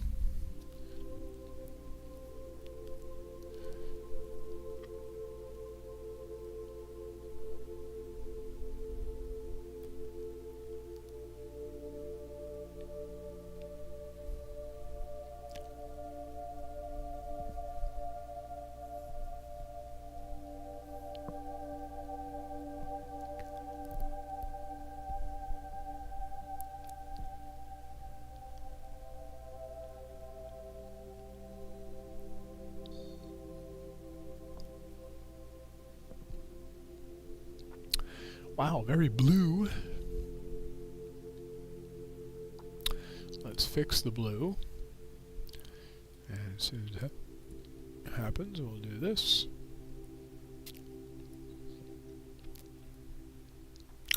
Do that, and do that.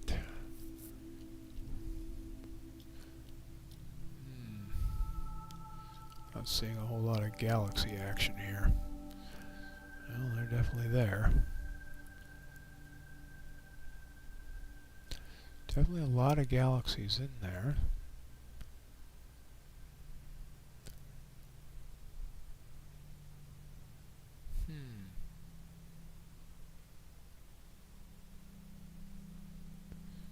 What is my...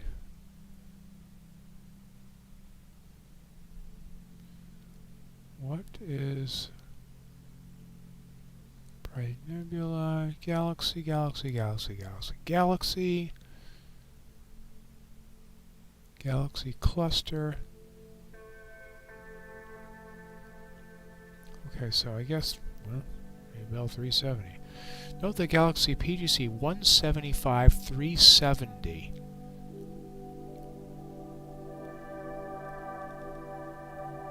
No, where am I going? 175 370. Do we see that here?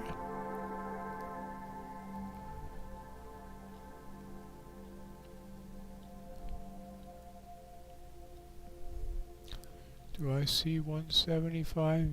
There it is right there. Oh yeah, right there.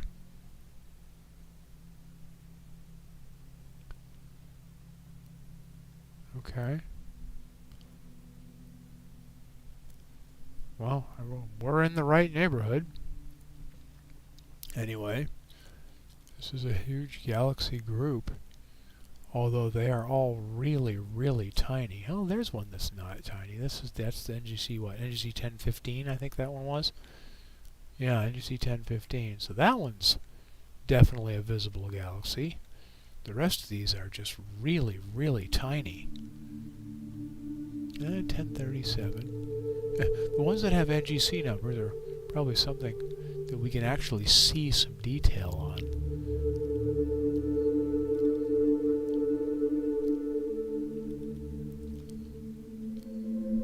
Yeah, see a nice little barred spiral there, looks like. Same here. Barred spiral or a barred elliptical, one of the two. Let's get rid of the couple of nice little galaxies here. So this is definitely the group he's talking about. ACO3, which is piece 175 370. So that's this galaxy here is what he's talking about. No. Wait. No, that's not what he's talking about. He's talking 175 370. He's talking about this one up here. Ah! What are you doing?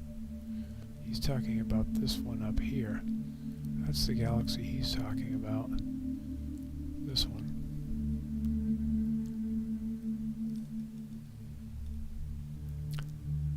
He's talking about this guy. It's a tiny sucker, but yeah, look at all the other galaxies that are in there. We get closer in, we're seeing them. So this is the one he's talking about. But yeah, there's a lot of tiny little smudges in here. almost all of them too small to really see any detail on at my focal length.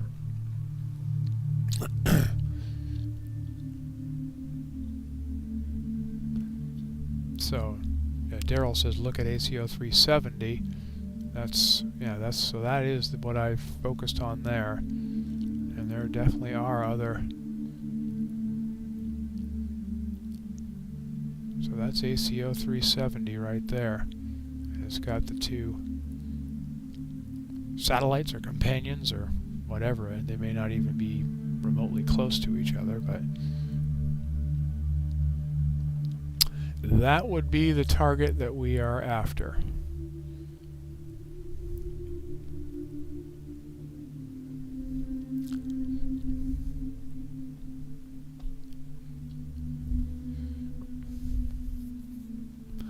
I don't think we're going to see much other than a little tiny smudge.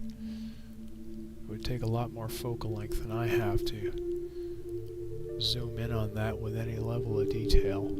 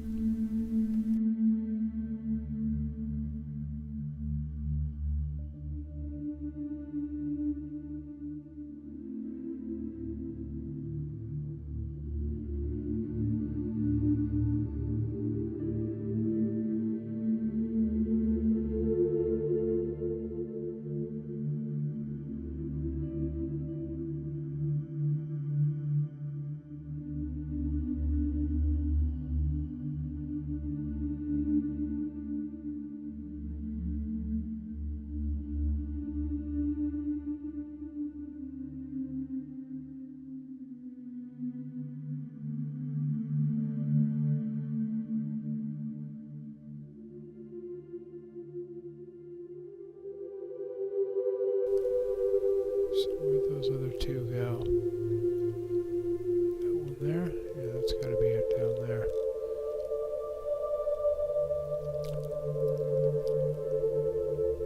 Yeah, these two here.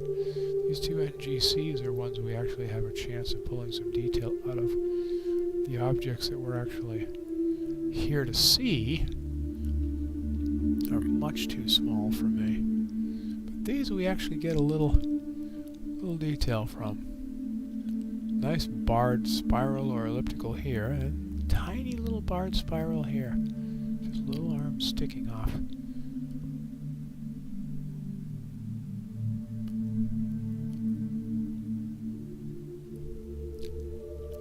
So these are two nice little finds in here.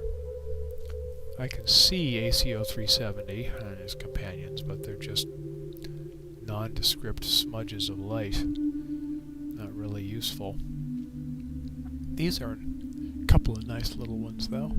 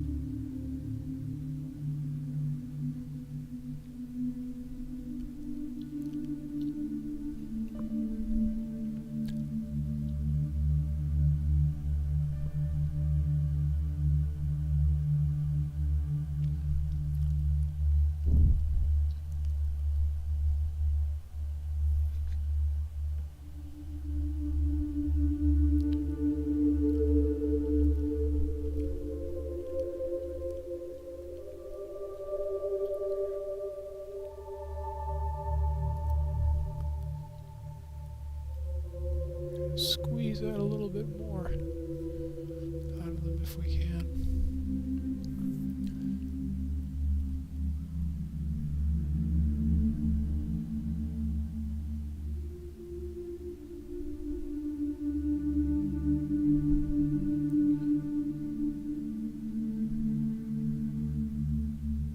Yeah, a couple of cute little guys.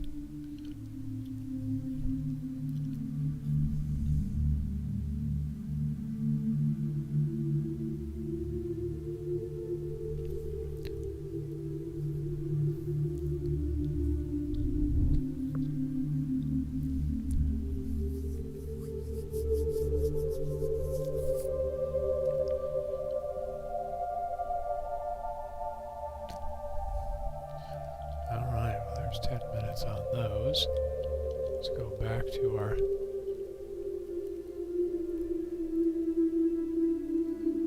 targets of record here. So there's the one that we're actually after. And two visual companions, whether they're actually close together or not, who knows, but that's actually ACO 370 right there, this fuzz ball right there. You can tell it's a galaxy. It's not not nearly as sharp as a star. But we don't get much more than fuzz out of it, though. It takes a lot longer focal length scope for me to be able to dig any detail out of it. But anyway, moving on. Okay, well, what do we got next? So Abell 370 we got now. Alright, we've done these up here. So now we're going to go to, let's go to 1804. Oh, the heart. The heart is a nice object, but it's way too... the opposite of what we've been dealing with so far. The heart is a very big object. I'm not going to be able to see but a portion of it.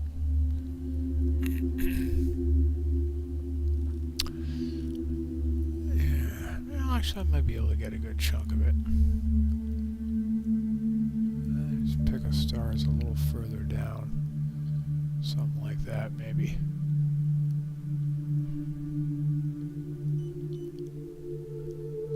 Just a big objet. So let's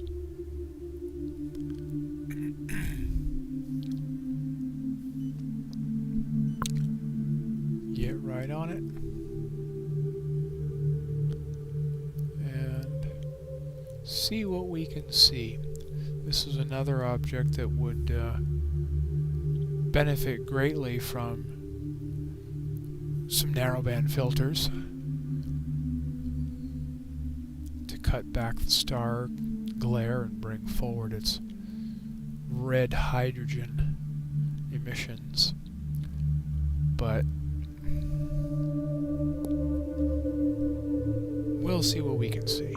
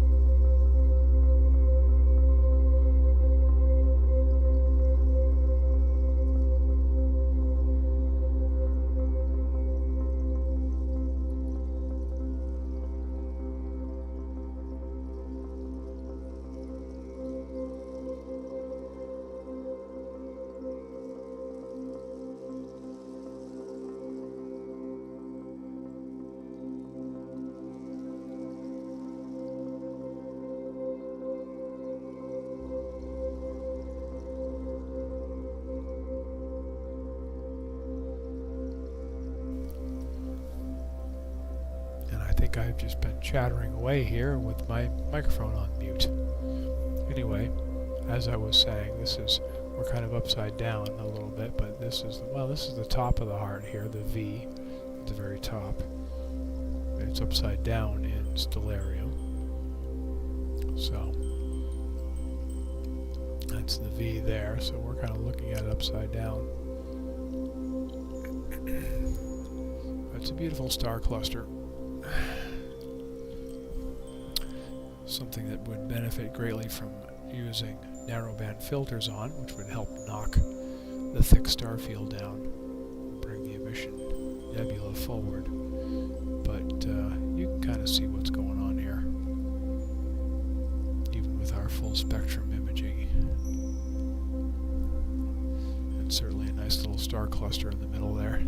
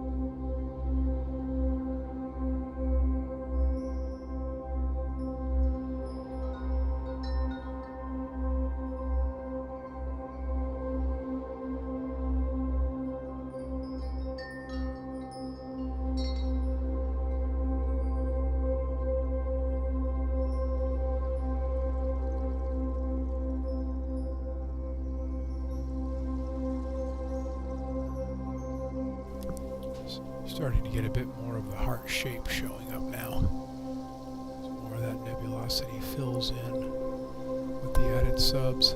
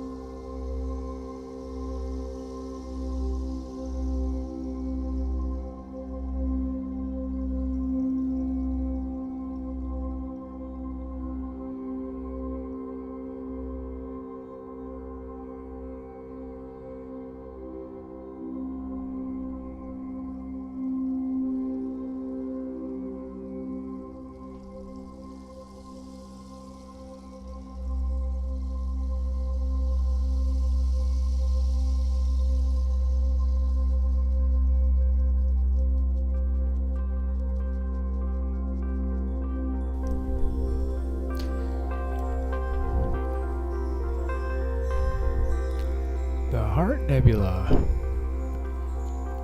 Gonna do now. What's next on the list here? Caldwell 5. Yeah, we've done these two.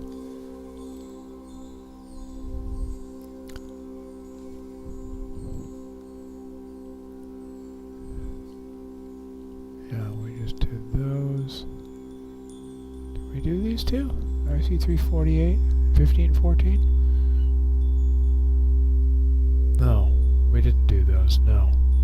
Did not do those. We'll do Caldwell 5, then we'll come back and do these. I was saving those because they were a little bit lower. We got one even lower than that, which we may or may not be able to get to. Alright, there's the Heart Nebula. Beautiful object. Especially if you're doing some narrowband imaging. Alright. Let's do Caldwell 5. Another galaxy group.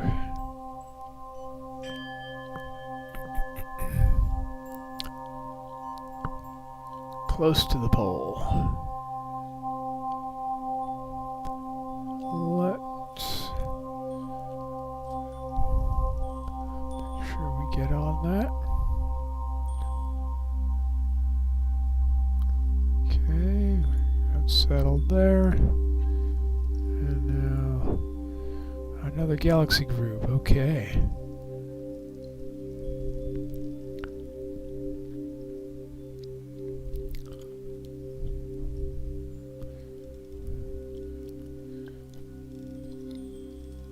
Well, actually, looks like a pretty good group, a pretty good sized galaxy for a group of galaxies.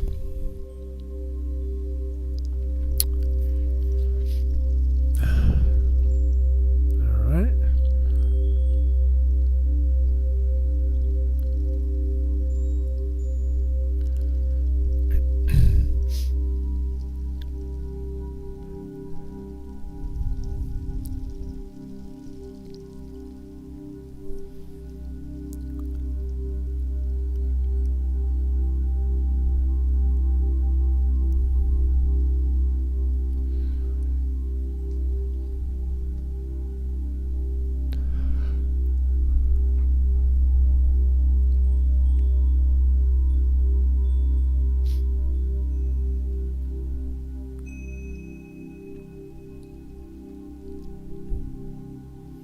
Yeah, there we are.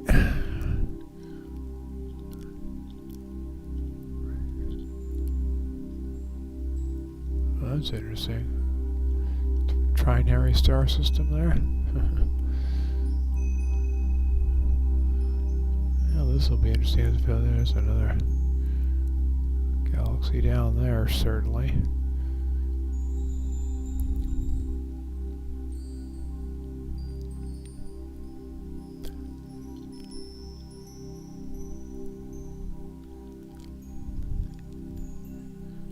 About right to start out. Alright.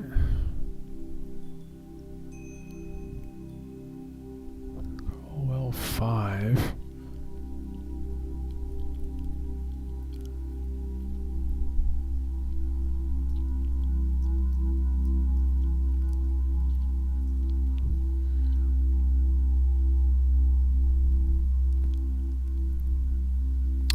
Okay, Caldwell 5, an intermediate spiral galaxy in Camelopardalis,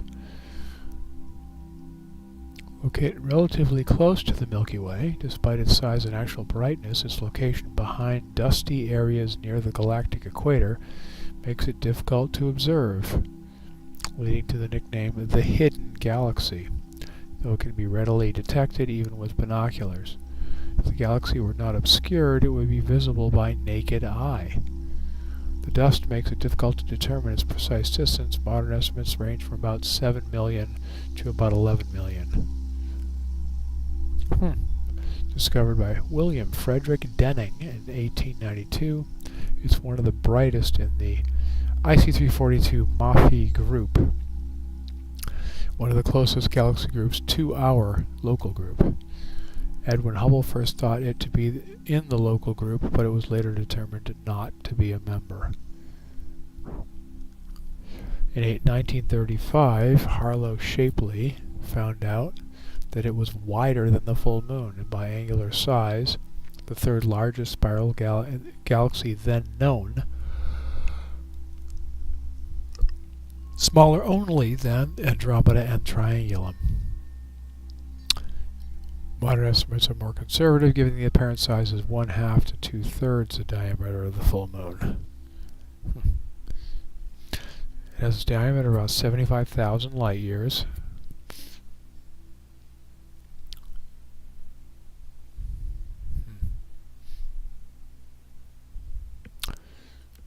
Okay, so it would be a very bright galaxy if not all the dust and whatnot between it and us.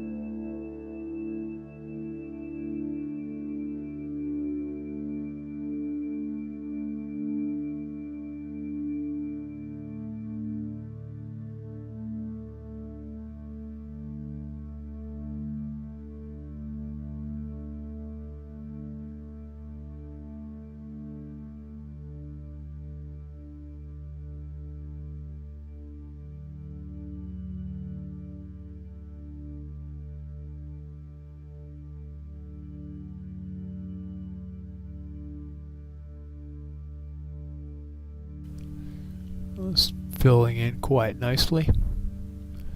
Wonder if there's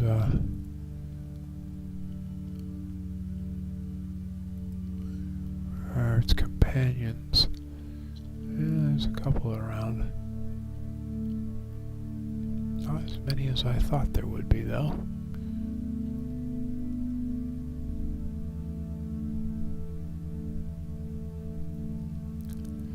Not as many as I thought there would be.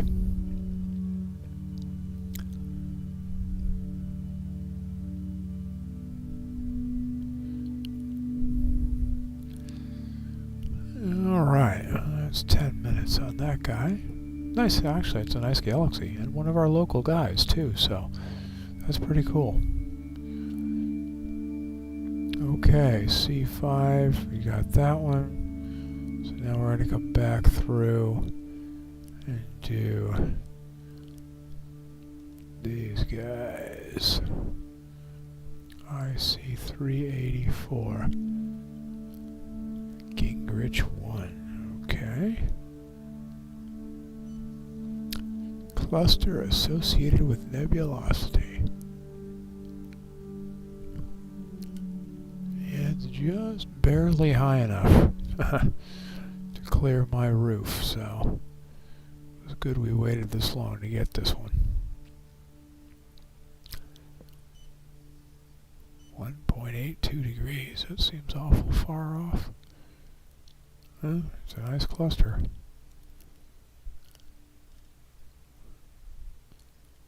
Yeah, well.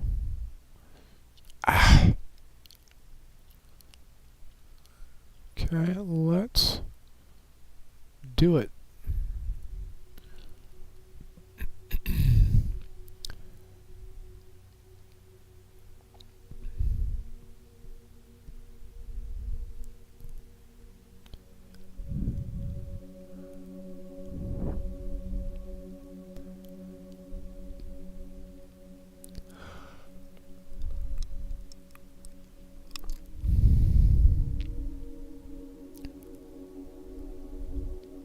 Actually, we're kind of running. There's the California Nebula there.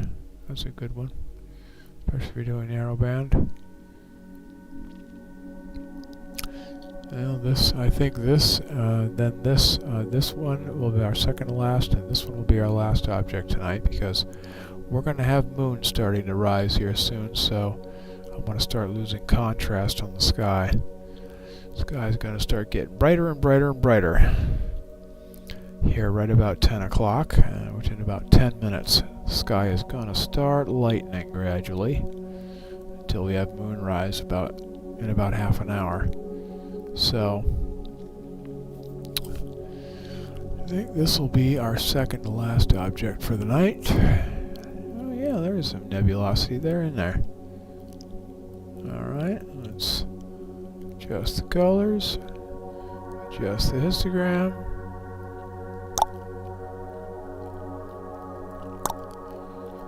See what we get here. Yeah, there's definitely some nebulosity in there.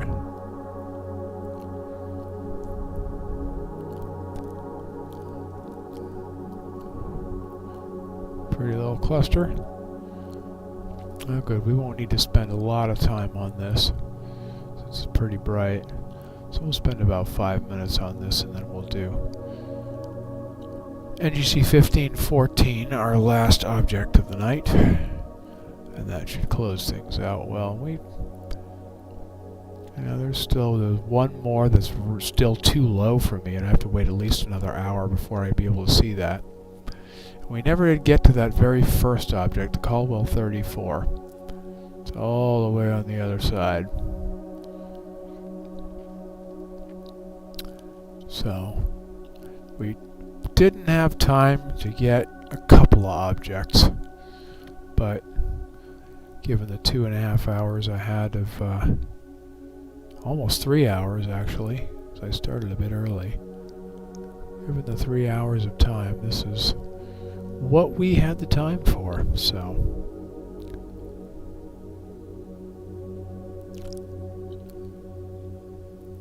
Some fun nebulosity in there though.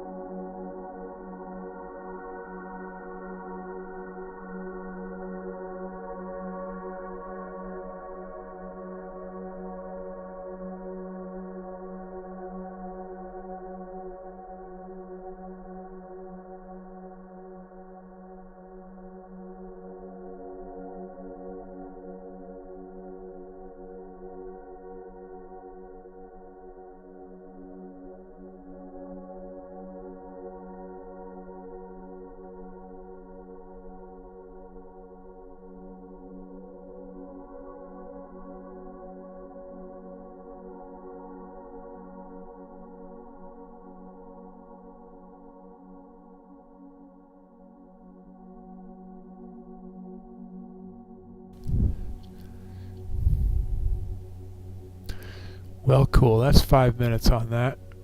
And we won't get a whole lot more out of it. Maybe just a little more detail on the nebulosity. But obviously, stars illuminating an area of gas and dust. So that's pretty cool. Let's go off and do our last object before the moonrise wipes it out. Crystal Ball Nebula. Oh, this is a planetary. Okay. So this is going to be another teeny tiny guy, most probably. Yeah. Most probably going to be a little teeny tiny guy.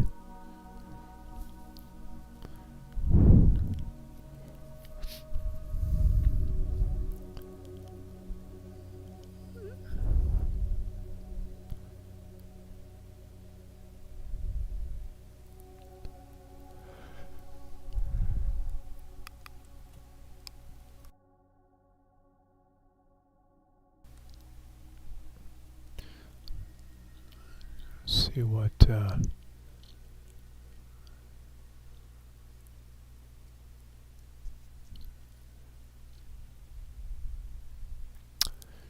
Wikipedia has to say about it. The Crystal Ball Nebula is a planetary nebula in Taurus. It's about distance to the nebula is 466 parsecs, which is about 1,500 light years.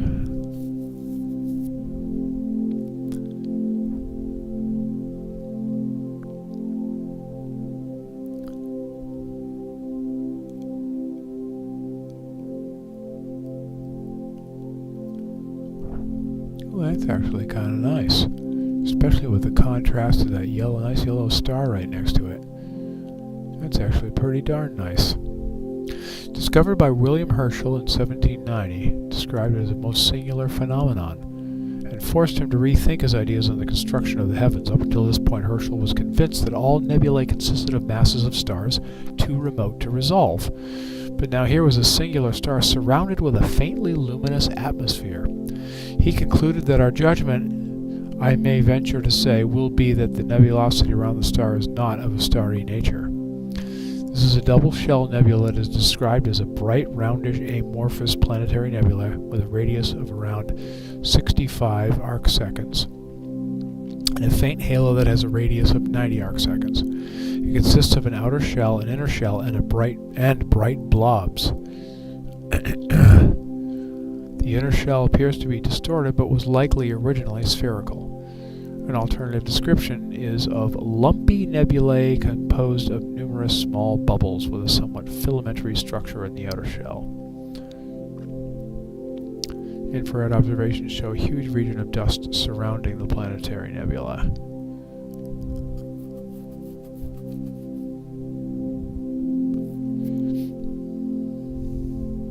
The nebula originated from a binary star system with the designation HD 281679. The bright visible component is a giant star on the horizontal branch with a stellar classification, while the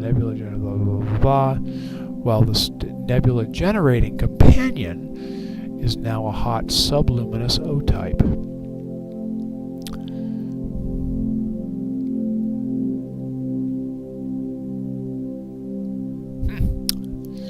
Binary system.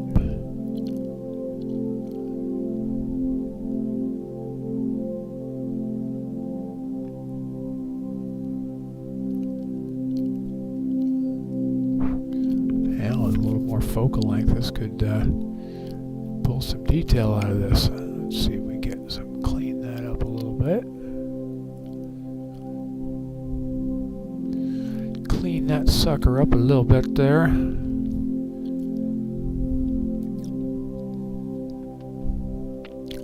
But you can definitely see some detail in it.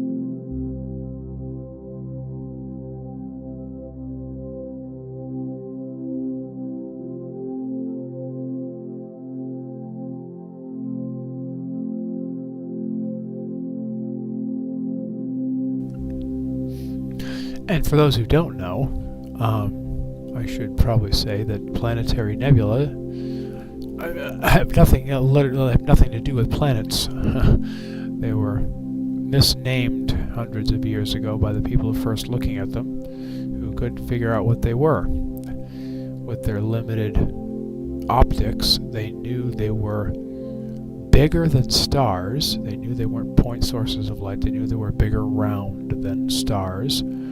So they thought they might have been planets.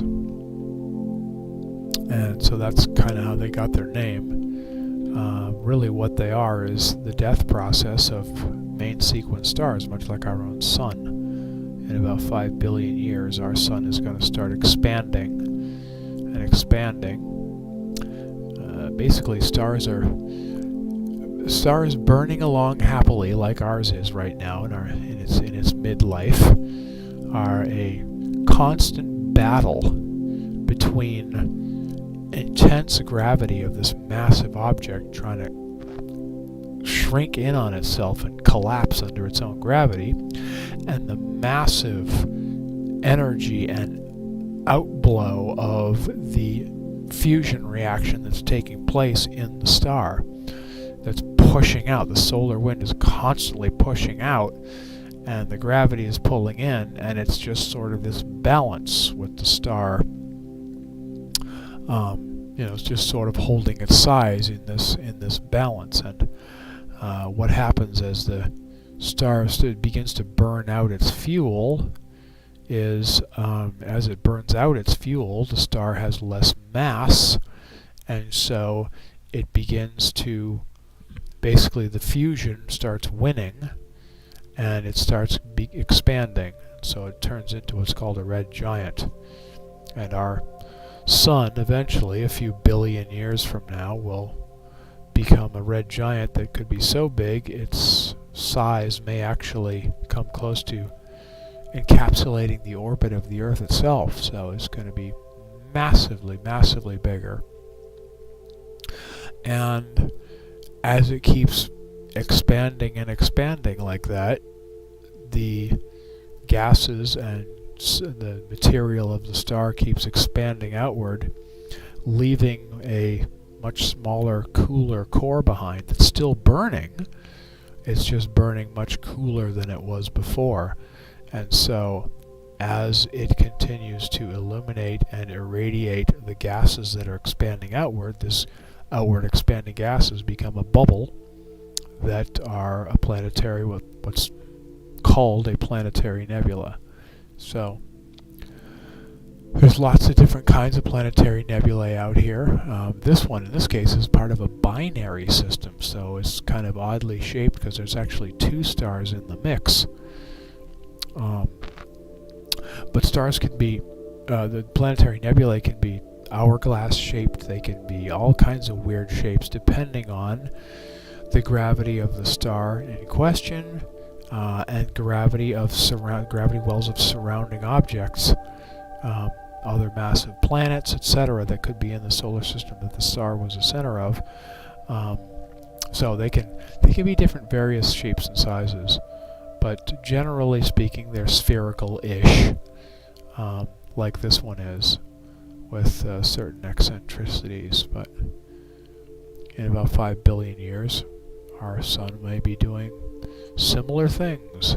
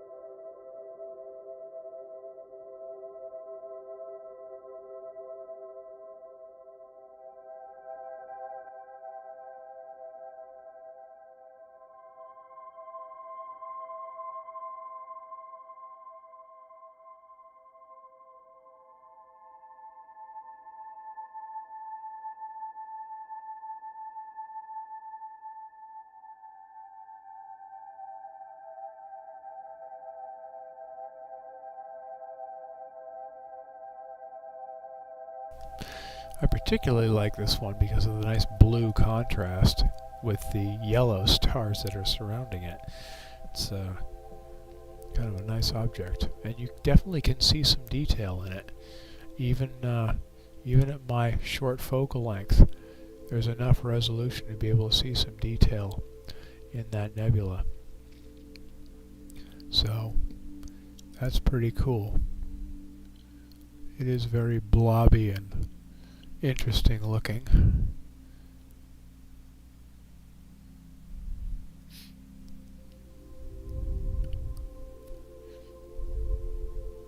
But I think that's going to about do it for me tonight. The moon is going to start rising here, and so the sky is going to start getting brighter and brighter, and we're going to lose contrast on our objects. So I think I am going to call it quits. Thanks everyone for being here. Hope you got to see something that you enjoyed, and I will see you next time when the weather gods and my schedule agree, and we can do this again. So thanks everybody for being here, and I will see you next time.